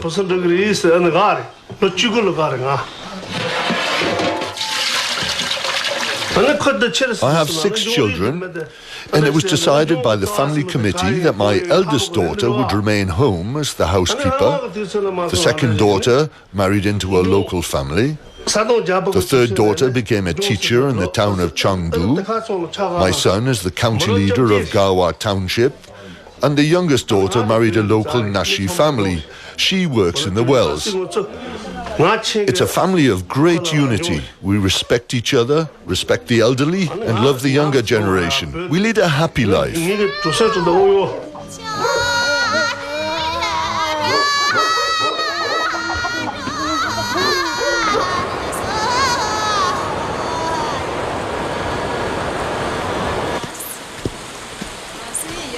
The caravans come and go.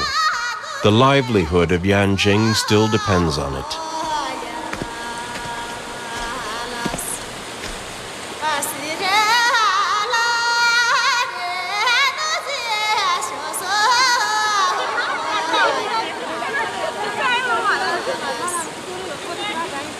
Yeah.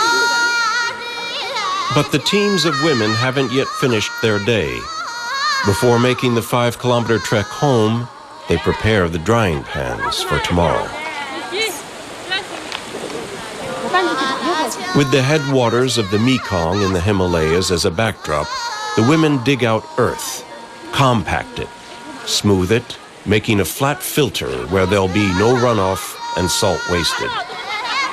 This is where the bucketfuls of water will be poured tomorrow to dry off, leaving a deposit, a scrim of salt on the surface to be scooped into bags to await the next caravan.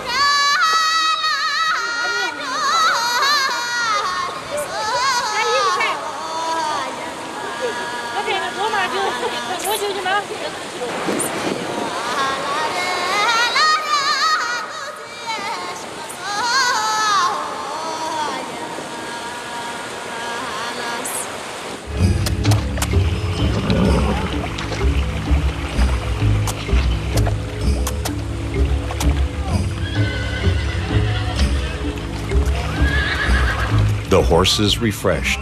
Another caravan loaded with tea and now salt. Another col to climb.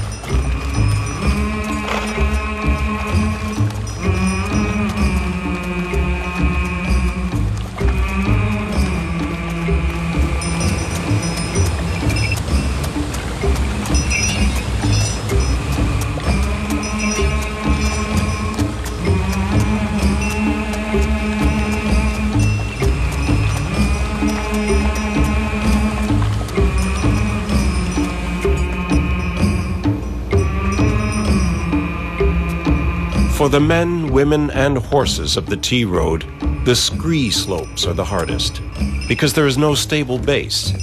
The surface shifts and the horses slip and slide and have to be pushed and hauled over. Another 1,500 kilometers to go to Lhasa. Only the fittest make it.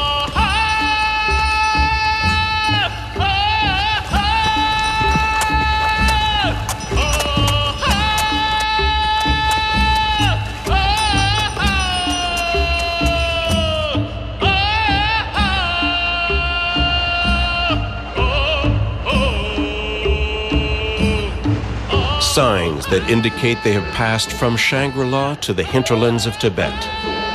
Prayer flags ever present alongside the mountain passes.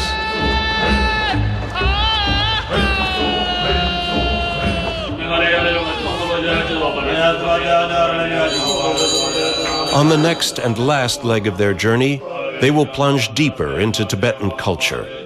Tibetan Buddhism is omnipresent in life.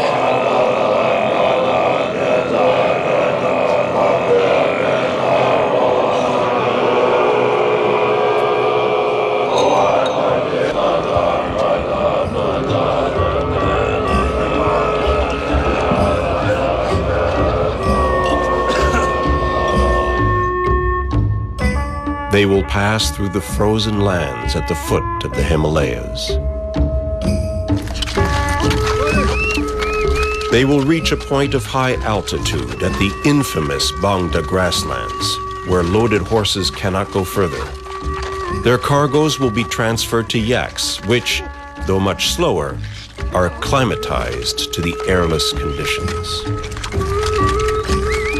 They will reload the horses as they descend towards the warmer microclimate of the Lhasa plain in the lee of the Himalayas. And they will arrive at their final destination, Lhasa, where they will offload their charges of tea and salt and marvel at being before the Potala Palace, having arrived safe and well after 6 months on the ancient Tea Road.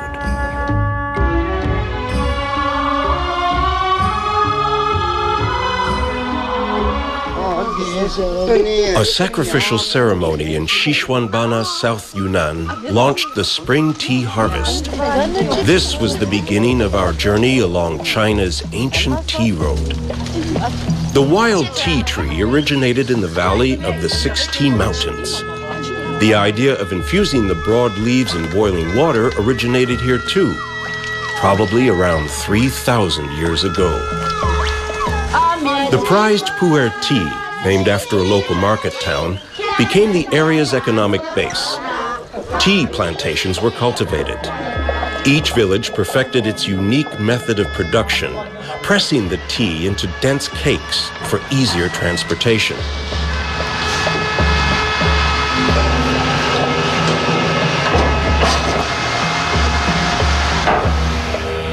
But the tea growers had to find a market, and it was Tibet that craved their tea. The Tibetan plateau lacked vegetables, and mixed with yak butter, tea balanced their diet of fatty meat.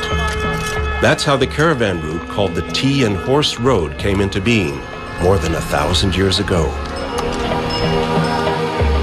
The caravans trudged to and from Lhasa, the main merchant center, more than 4,000 kilometers each way over 20 mountain chains, crossing 4 great rivers. We have met people who still run the caravan trade, and we have seen how the tea road was and still is the means by which peoples and cultures migrated and intermingled, how ceremonies and festivals were adopted far from their place of origin.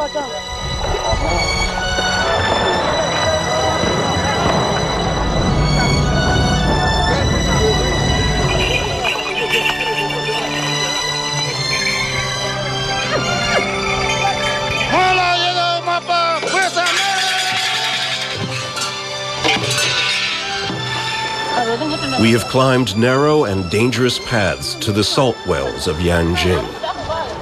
We entered into the mystical land of Shangri-La and witnessed occult religious ceremonies to drive away evil spirits. And now we set off on the last leg of the journey to the roof of the world, into the calm region of Tibet, with 2 months of road still before us.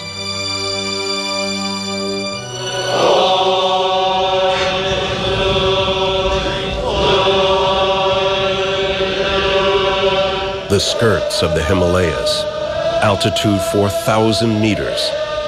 Prayer flags called wind horses are hung here, their messages of goodwill distributed by the winds.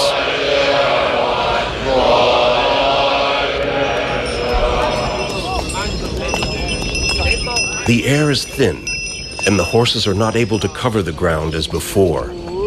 Their harnesses must be loosened so as not to restrict their breathing. In the sunshine, the temperatures are reasonable, but hats and thick garments are needed for protection against the ultraviolet rays. At night, a terrible chill settles over the ground.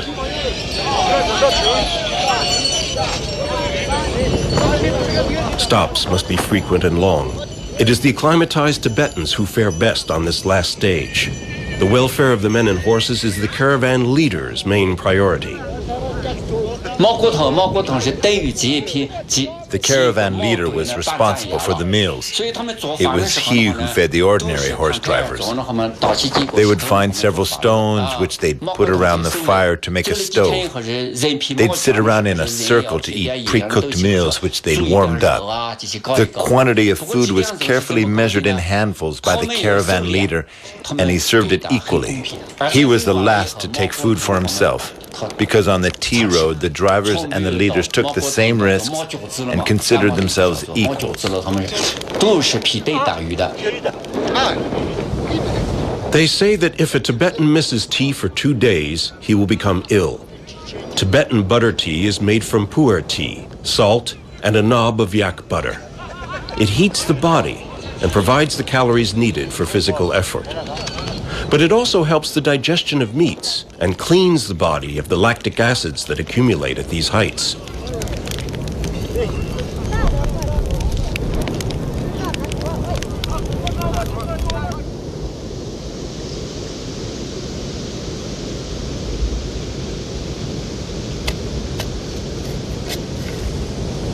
Litang appears like an oasis in the mountain desert. With some 46,000 people, it is the only reasonably sized town in the region. It claims to be the highest town in the world. Most caravans pass by here to rest and restock. Litang is an especially holy site. Of the 14 Dalai Lamas, or reincarnated leaders, that have existed in the history of Tibetan Buddhism, 2 were born here.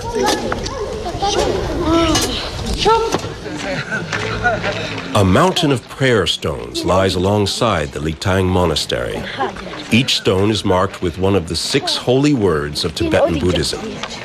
Every parting voyager leaves a stone to ensure safe arrival.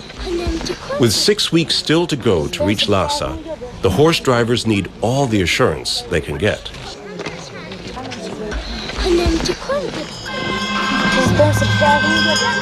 There are 4 main schools of Tibetan Buddhism, or Lamaism as it is often called. The word Lama signifies wise man. The yellow hats belong to the Gelugpa school, the school of the Dalai Lamas, and they want to transmit their learning so that all can reach the sublime state. Others are more introverted, seeking their own serene route to spiritual perfection. Man and nature and the spirit world, indivisible in the same universe.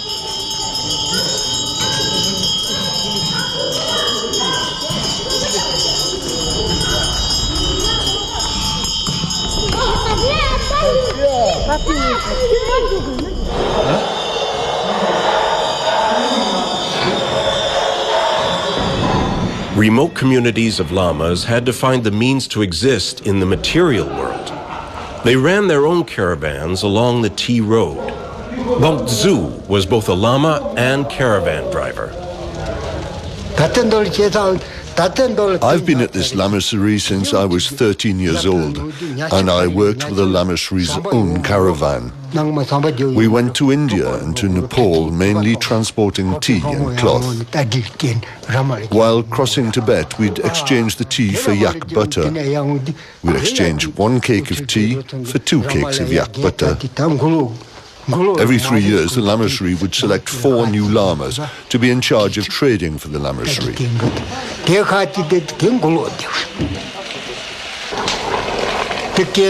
They would go to Zhongjiang, now called Shangri-La, to Jiaguan, and to Kunming to purchase brown sugar, rice, tea, and other products.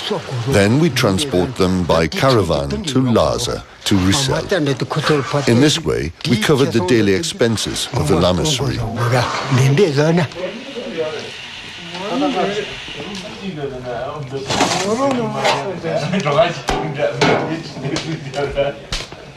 Today, there are still 4 Lama housekeepers charged with such trading to feed the lamasery. But there are only 60 Lamas to feed and clothe now, compared with 200 a few years ago.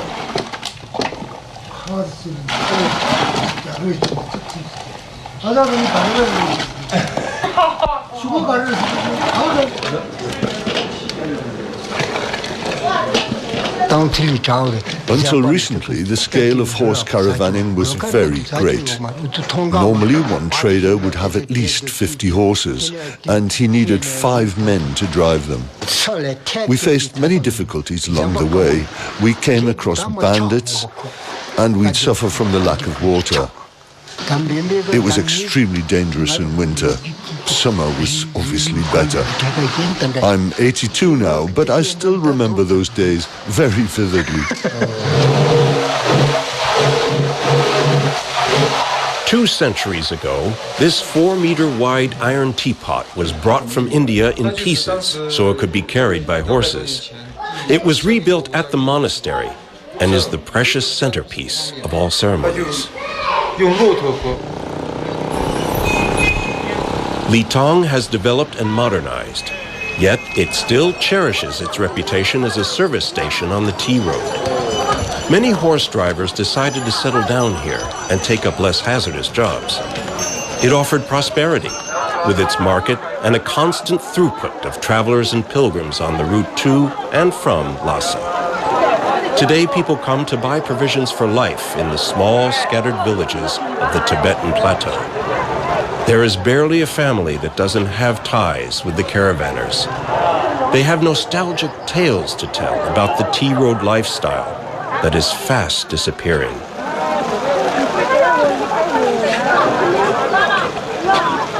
Today, Wang Yuzhen has a fast food stall in the market. But for most of her life, she ran a caravanserai, a horse hotel. She remembers the fine livery of the horses.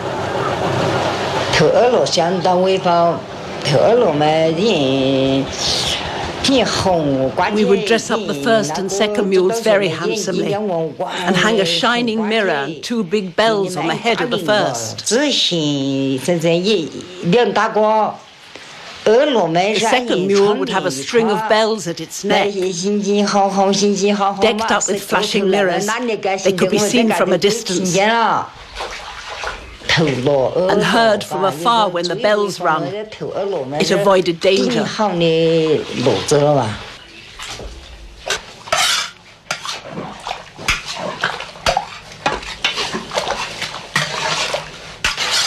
My grandmother, auntie, and my mother used to be female caravan leaders. Then we opened a caravanserai. My job was to cultivate the fields to produce food for the caravanners. I chopped wood too, and I was the one responsible for receiving the caravans from the road.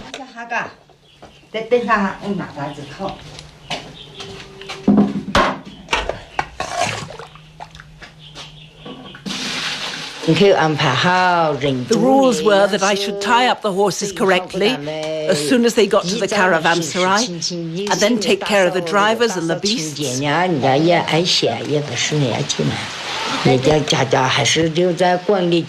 Making sure that the accommodation was clean and everything was well organized. In this way, our good reputation would pass from mouth to mouth, so the horse drivers would come back more often.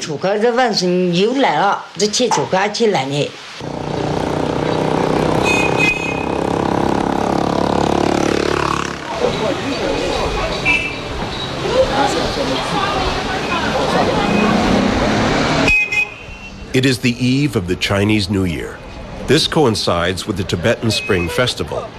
A dozen different ethnic groups live here, and each will celebrate in its own way.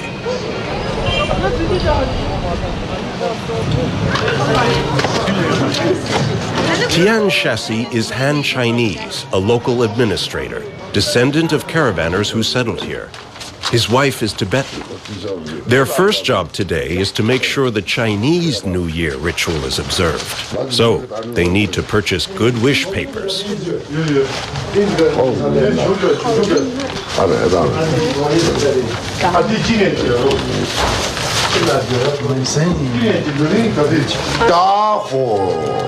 These Chinese wish couplets are auspicious.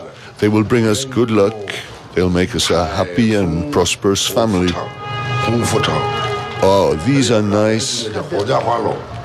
Good luck again. Success, longevity, safety. Look at this one. It says every success, prosperity, and long longevity. Then we should buy 2. Yes, why not?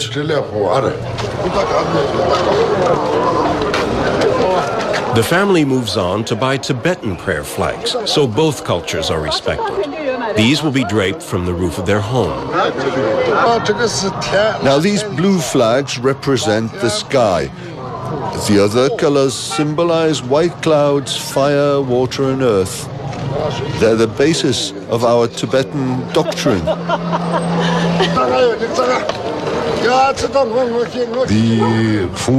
In our town there are Han customs and Tibetan customs, and we share festivities and ceremonies not just at New Year but all the year round, whether they be Han or Tibetan. The Han people and Tibetan people live in harmony here.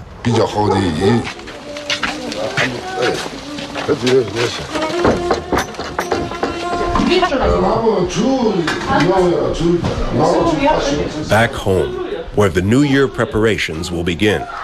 Their house is typical of the Han tradition and is not extensively decorated.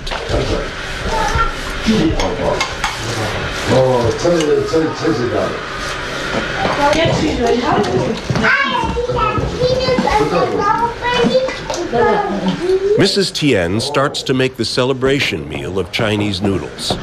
This was not in her culture before she married, but now she is adept.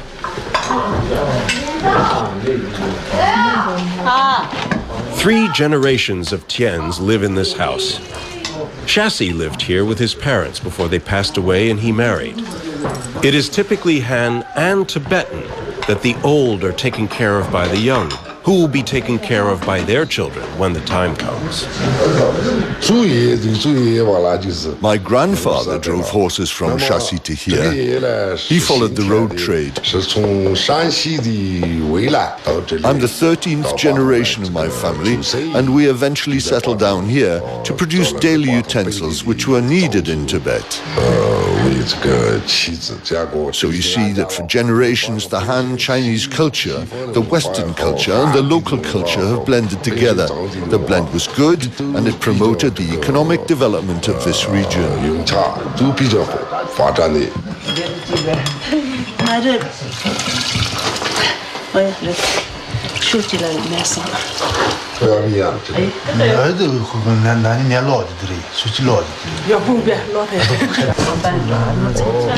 In the past, there were many traders from the hinterlands of China, India, and Nepal, and they traded with local tea merchants who transported the tea towards the regions of Tibet. We used to carry the tea by yak and horse because at that time this area had no access to highways. So this became a major distribution center where all the peoples mixed.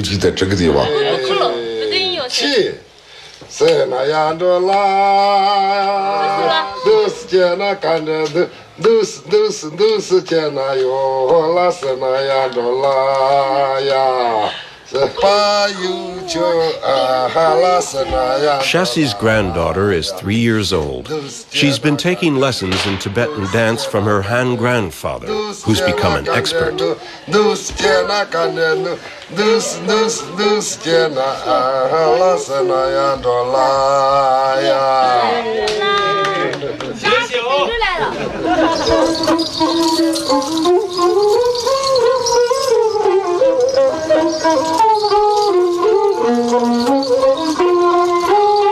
Shaxi also gives the community dancing lessons.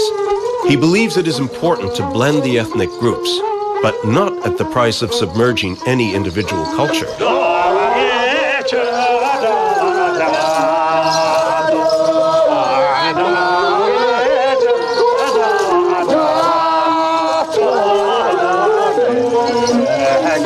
Here, song and dance are the most popular forms of entertainment. Each town has its own little variation on the steps.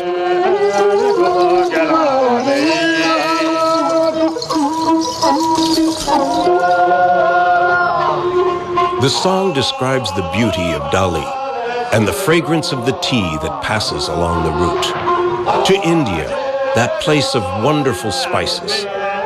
The horse caravans spread cultures and must be thanked for the richness of life.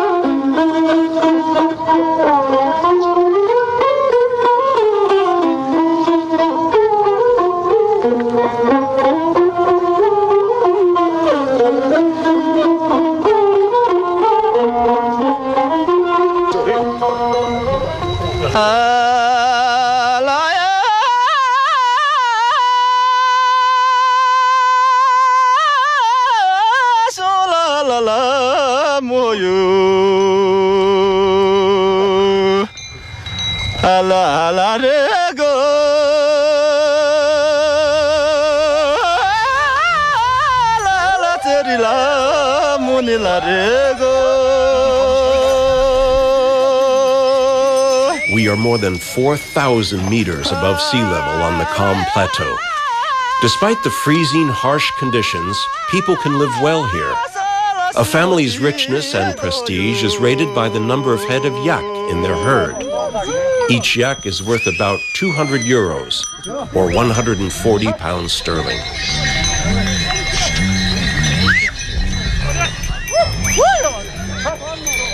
In a matter of days, the loads of tea and other merchandise will be transferred from horse to yak.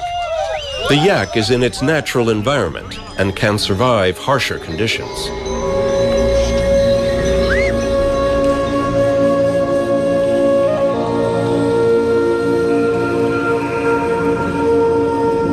After the flatlands, another region of the Kham Badlands. Because of this steepness, the tea road turns back on itself again and again. The caravans may serpent for 10 kilometers just to gain 1 kilometer in real advance.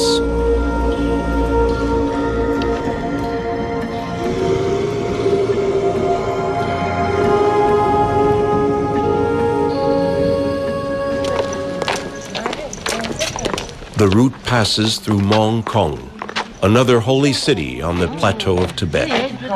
Its central point, the center of life, is the Yellow Temple. Despite the freezing air which takes the breath away, there is a constant stream of pilgrims.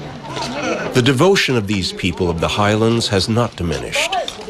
The closer to the wide skies, the greater the cold and altitude. So there is greater need for a spiritual link to the natural forces.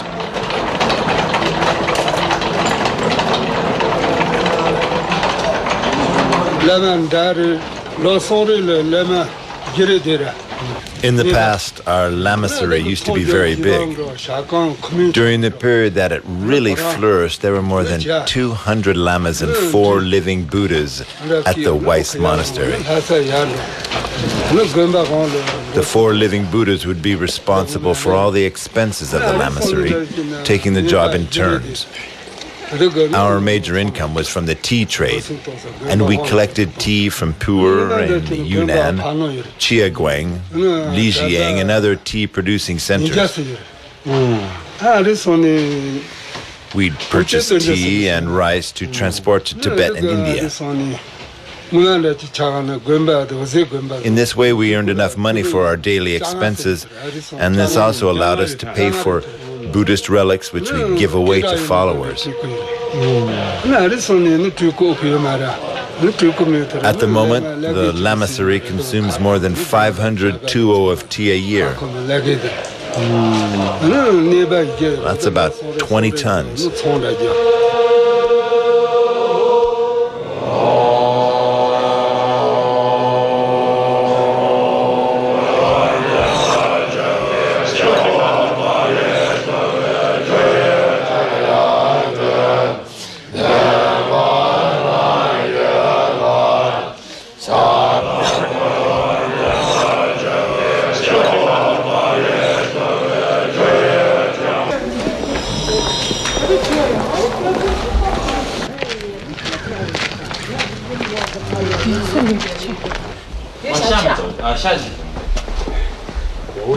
A chance to visit a truly Tibetan home, different from the surrounding Chinese houses in terms of the artistry of their decor.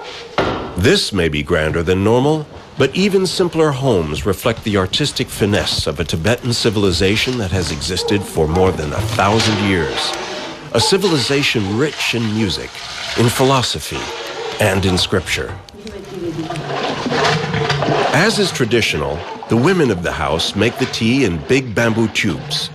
The tea is pulverized, and the process can take up to 3 hours. This is the god of the stove, and it can't be found anywhere else. In the middle is the wheel of life, the dil, as we say in Tibetan. Underneath is the cat god, which arrived here from India. The Indians insisted on certain conditions before allowing us to enshrine the cat god. First, we had to promise to hold the cat god in its master's arms every day. Secondly, we had to feed the cat god with milk every day. At that time, there was a lot of mouse activity here, and that's why we needed the cat god. The lion is the king of animals in this snow region and in the holy mountain areas.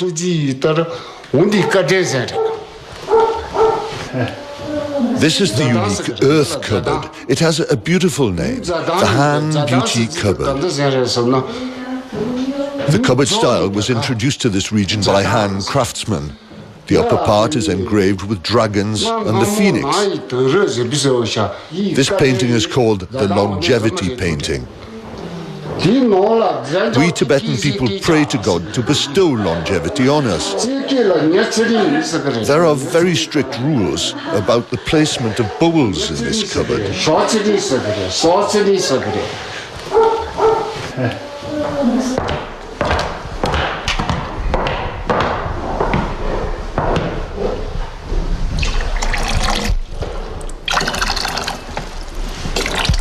Daily offerings of tea are poured for the gods, in the precise order and with everything placed according to the ancient books.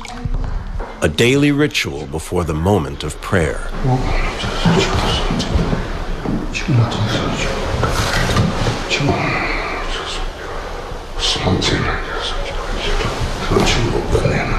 The caravans seek respite here, because afterwards lies the notorious Bangda grassland, one of the most punishing stretches of all. The Bangda grassland is a boundless area. It takes a whole week to cross the Bangda grassland by caravan. After every day's travel, you look back and you can still see the place you set out from. When we reach Bangda grassland, we fear that the horses will try to escape because this journey, when they're loaded, is really too much for horses. So normally, we would exchange the loads from horses to yaks, and they would take over the transport mission. When we reach the end of the Bangda grasslands, we transfer the loads back onto horses.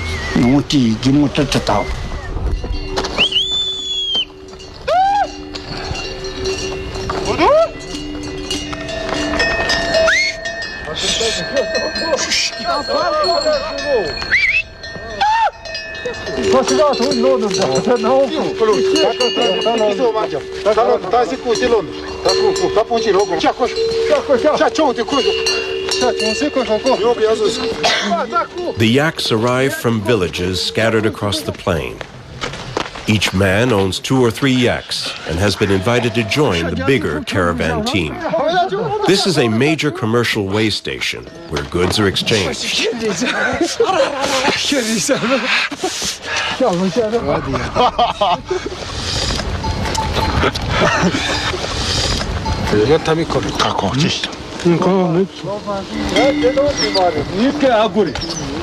You know, I've spent 3 days on the road to get here, and we didn't see a thing.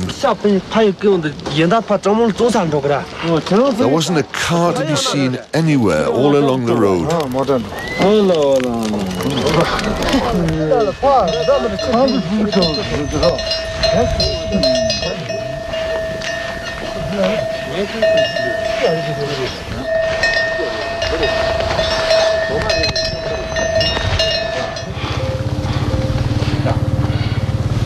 Yak meat and a little tea are today's load. The yak meat is weighed. It will be evenly divided between the yaks that have turned up, and the drivers will be paid accordingly. The weight is double-checked by the caravan boss and the yak drivers to ensure that there's an even distribution.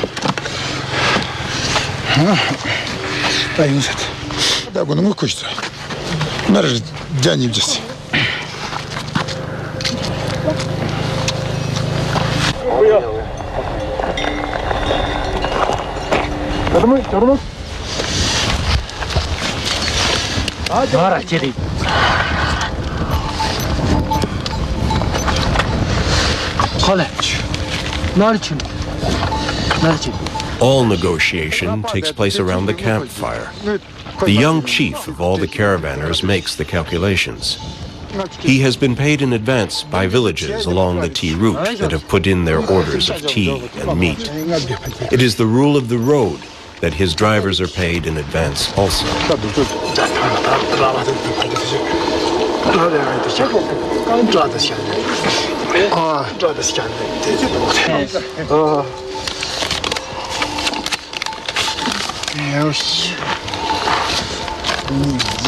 Finally, the lengthy calculation of payments is concluded.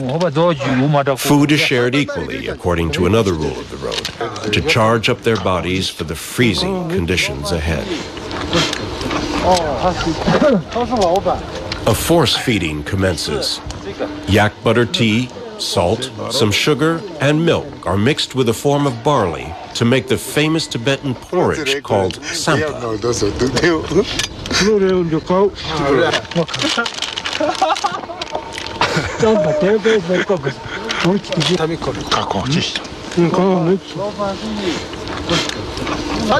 to work, loading carefully so as not to overstress any single animal. It's an insurance. Like long-distance lorry haulage, the yaks and mountain buffalo have to be finely tuned and the load evenly distributed. A horse can walk 30 kilometers a day, but with a buffalo or a yak, the most I can make is 20 kilometers. Buffaloes walk relatively slowly.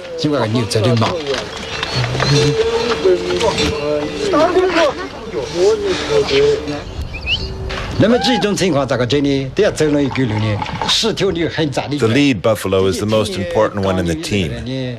At the many crossroads, or when a road was diverted, and there were many of these, the leading buffalo would stop and listen for the driver's instructions. If you raised your right arm, the buffalo would turn left. Raise the left arm and it would turn right. But if the buffalo was trained well enough, it could understand the human voice. If instructions were delivered fast, the buffalo would walk faster.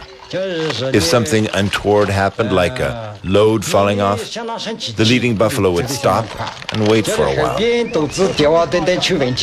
If you think about it, the buffalo is a very efficient animal for this type of work.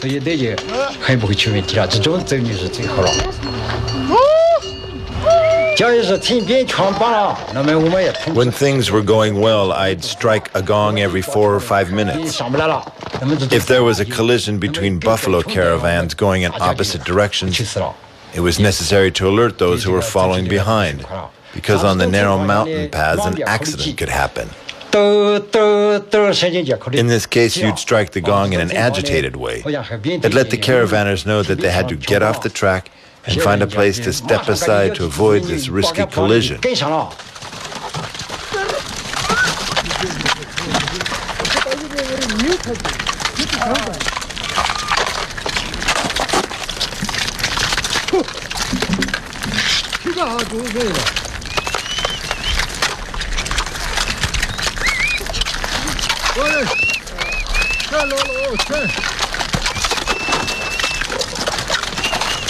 They are called the Bongda grassland, but maybe a better name would be the Bongda Iceland, because frozen rivulets and tarns cut the path. Even for the yaks, keeping balance is difficult. Calories are burnt up rapidly, and the going drops to around 12 kilometers a day.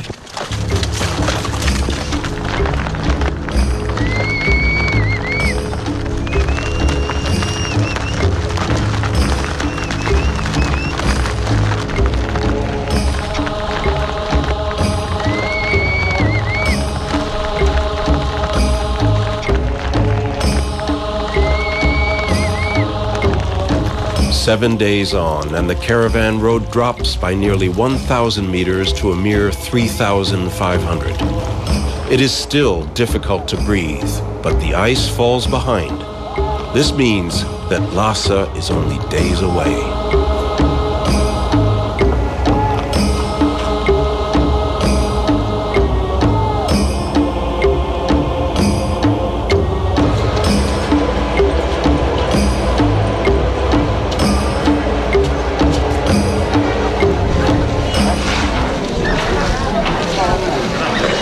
We divert to Kongdu town because a most important Tibetan Buddhist ceremony is about to take place here, and it only happens once in 10 years.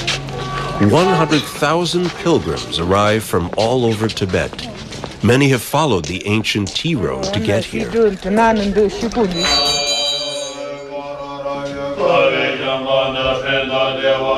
Early morning rites inside the Kongdu Temple. This place shows better than any other how early Buddhism was adapted in Tibet to absorb more ancient beliefs. Demon masks and demon clothes are reminders that their world is occupied by both good and evil spirits, and the demons have to be controlled by occult practice.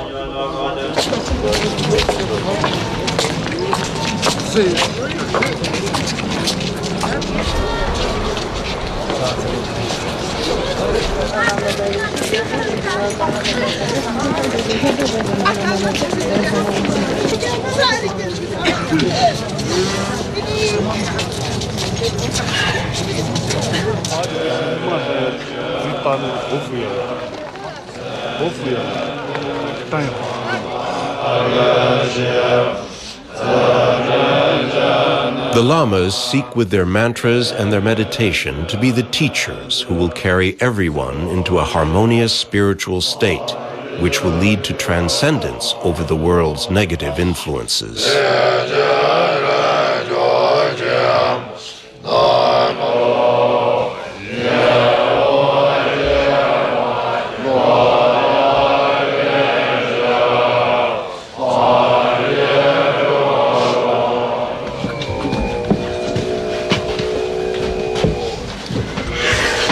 The pilgrims receive the Lama's benediction, and in return they give donations to keep their monastery alive. Such was the level of faith at one time that a quarter of the male population became Lamas.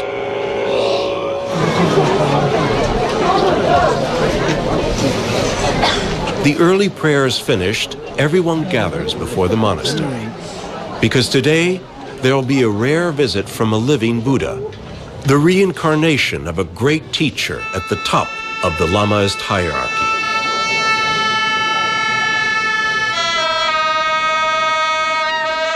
The veneration is great, because this Lama is the personification of Buddha, not at the highest level like a Dalai Lama, but as a prince of the church. There are about 100 living Buddhas in Tibet today. He is enrobed with all the majesty of a coronation.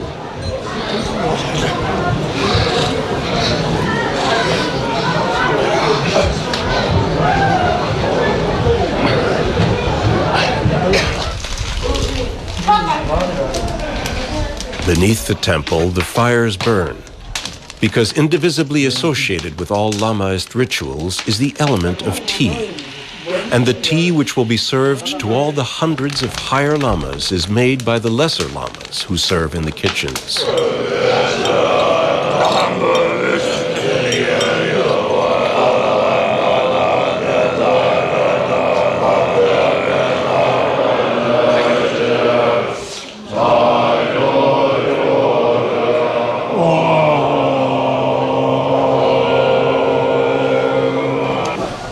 The tea is brought to the temple by the novices, who dream of one day achieving the highest planes of learning.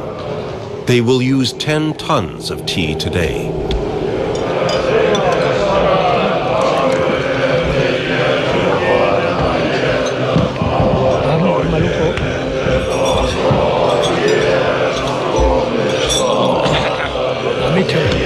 First, a meal of rice is served to the thousands of monks in attendance.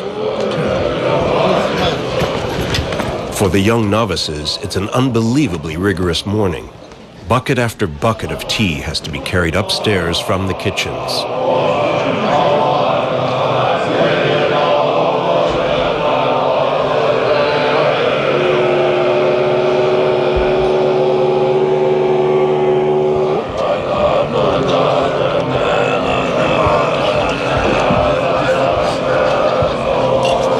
The tea is served to each adherent. This is a symbolic attachment because the trade of tea brought income to the monasteries and became a holy element in its own right. Tea is flesh, tea is blood, tea is life, they say.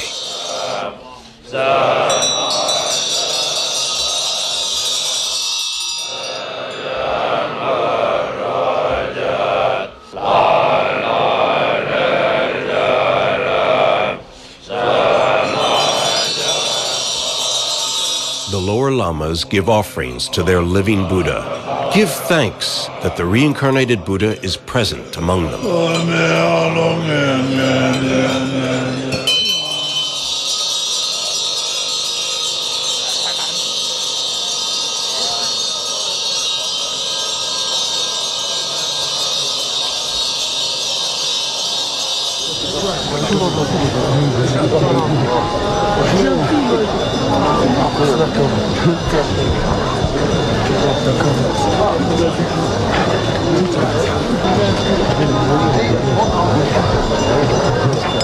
And now the grand climax of his visit. The living Buddha has to be dressed according to the rules of the Lamaism scriptures. For the local people, the most important moment is about to take place. He'll deliver them the guarantee of a successful harvest, prosperity for the year to come.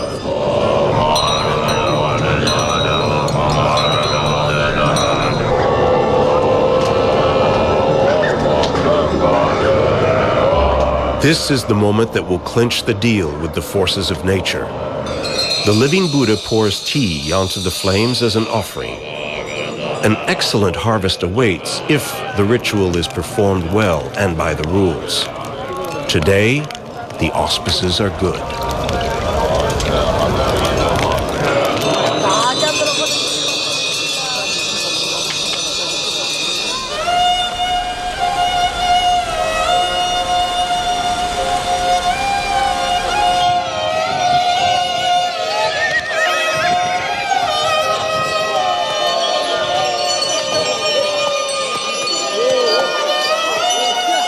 Return to the caravans, which are now approaching Lhasa. There are only several days to go, but they are worn down to the limit.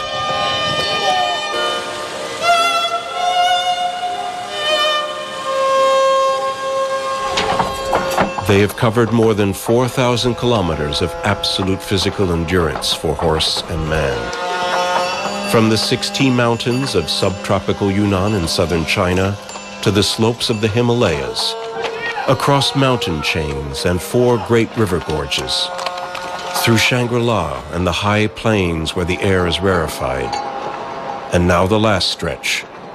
So many months to arrive on the Lhasa plain and near the end of the Tea Road, the route to the skies.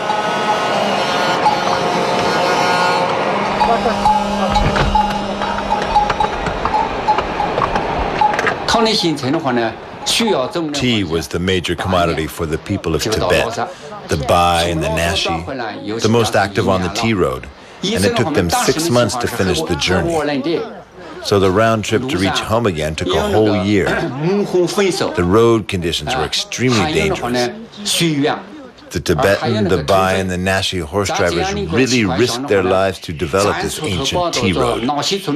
Our history was written by horses. 就是毛主席生命的文献，走出了这个草帽步道。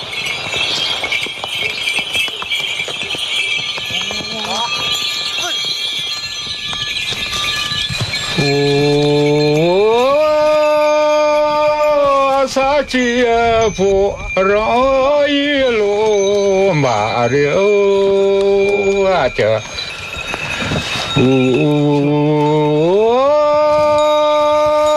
就那一这个我来的路这，我要马车。The caravans converge on Lhasa. Yak and horse trains arrive from right and left. But even here, in sight of safety, there are tragic stories of those who fell foul of the ancient tea road. When I was little, I traveled the road with my father and grandfather. They were traveling up from Zhongdian and Shangri-La. I was a child of 8 years old at the time. But on the way to India, I got lost. I couldn't find my family again. I wandered the streets and followed other horse caravans to India, where I stayed for 3 years. Then in 1956, I came back here and settled because I didn't know where my hometown was. In 1980, I heard someone singing outside my lodging, and the song sounded very familiar, so I approached him and found out that my hometown was in Shangri-La. I returned to my native place, Zhongdian, but my parents had passed away. I found my sister and stayed with her for 10 months. But I already had a wife and children here. If I hadn't, then I'd never have returned.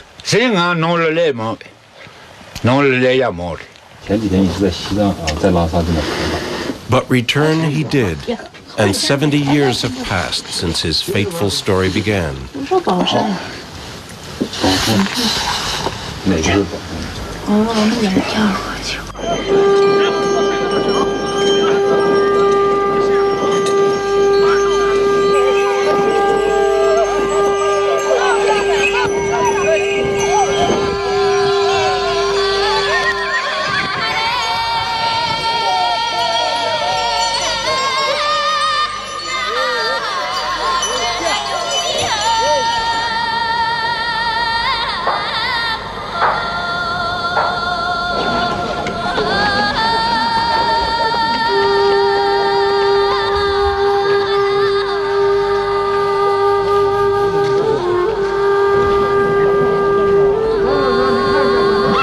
Lhasa is the Tibetan word for high place, and to stand before the Potala Palace is almost a moment of disbelief.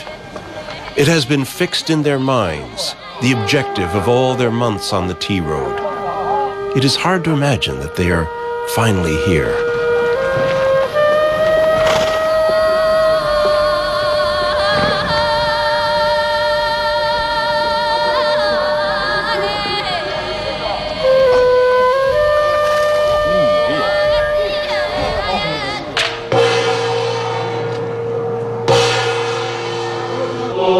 For the worshippers of Tibetan Buddhism, this is the highest place.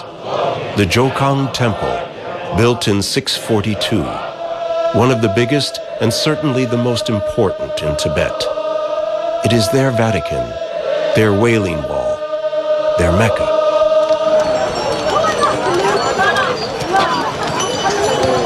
But the reason the caravans have come is that Lhasa is the huge commercial hub linking India, China, Mongolia, and the world beyond. It is a city of 120,000, an administrative capital, and it has thrived because of the cross-pollination of peoples who sought to trade here. The tea merchants are everywhere. They store the loads of tea, and half will be kept for local use, the rest sold on to distant clients. The price will depend, like fine wines, on the place of origin, on the altitude and soil type, on the method of production, and on the age. The best teas will mature for at least 30 years. Tea connoisseurs will pay a fortune for 100-year-old teas.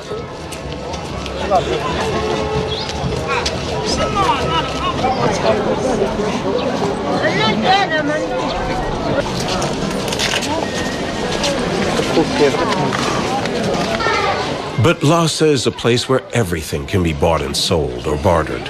From tourist trinkets to religious relics, fine cloths, silks, and spices from far and wide.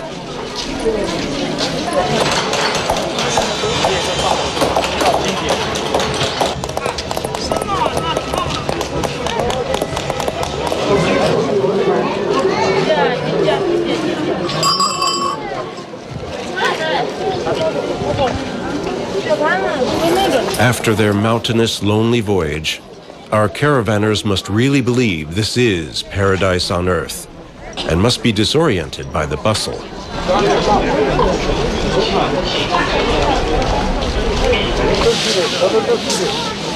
Pilgrims have also followed the Tea Road to reach Lhasa. Many of the poorest have walked to get here from the four corners of Tibet. There are about 20,000 of them a day.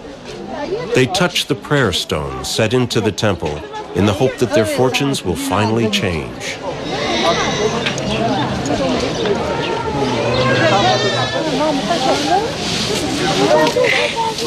And they prostrate themselves before the temple gates, their life's mission accomplished.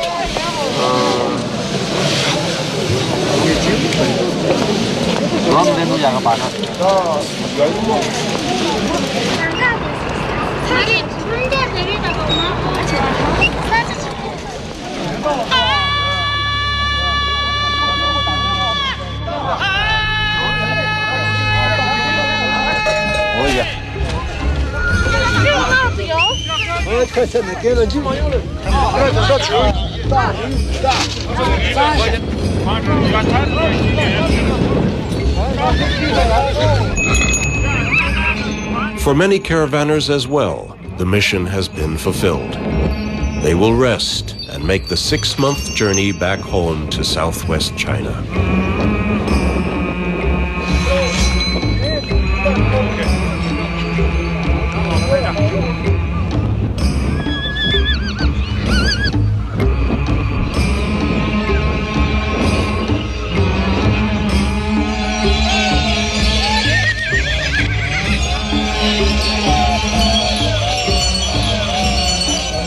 But others will continue on the route to India, Nepal, Bhutan, and Pakistan to sell their tea, from where it will be shipped on to even farther markets.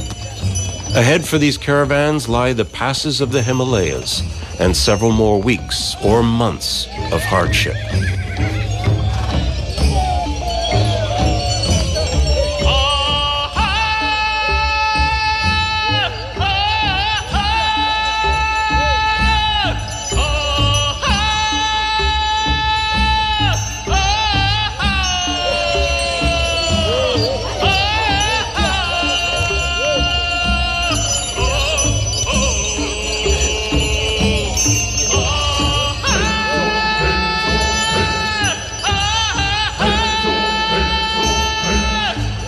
The timeless tea road, a tribute to man's endeavor, resilience, and courage.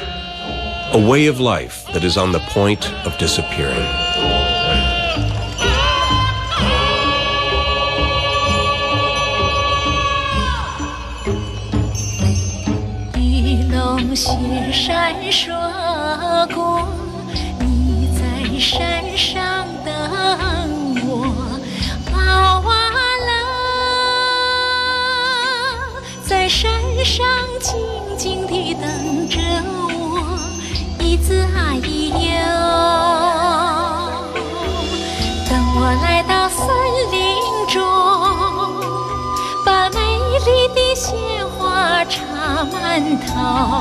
等我来到草地上，把白白的母鹿赶上多。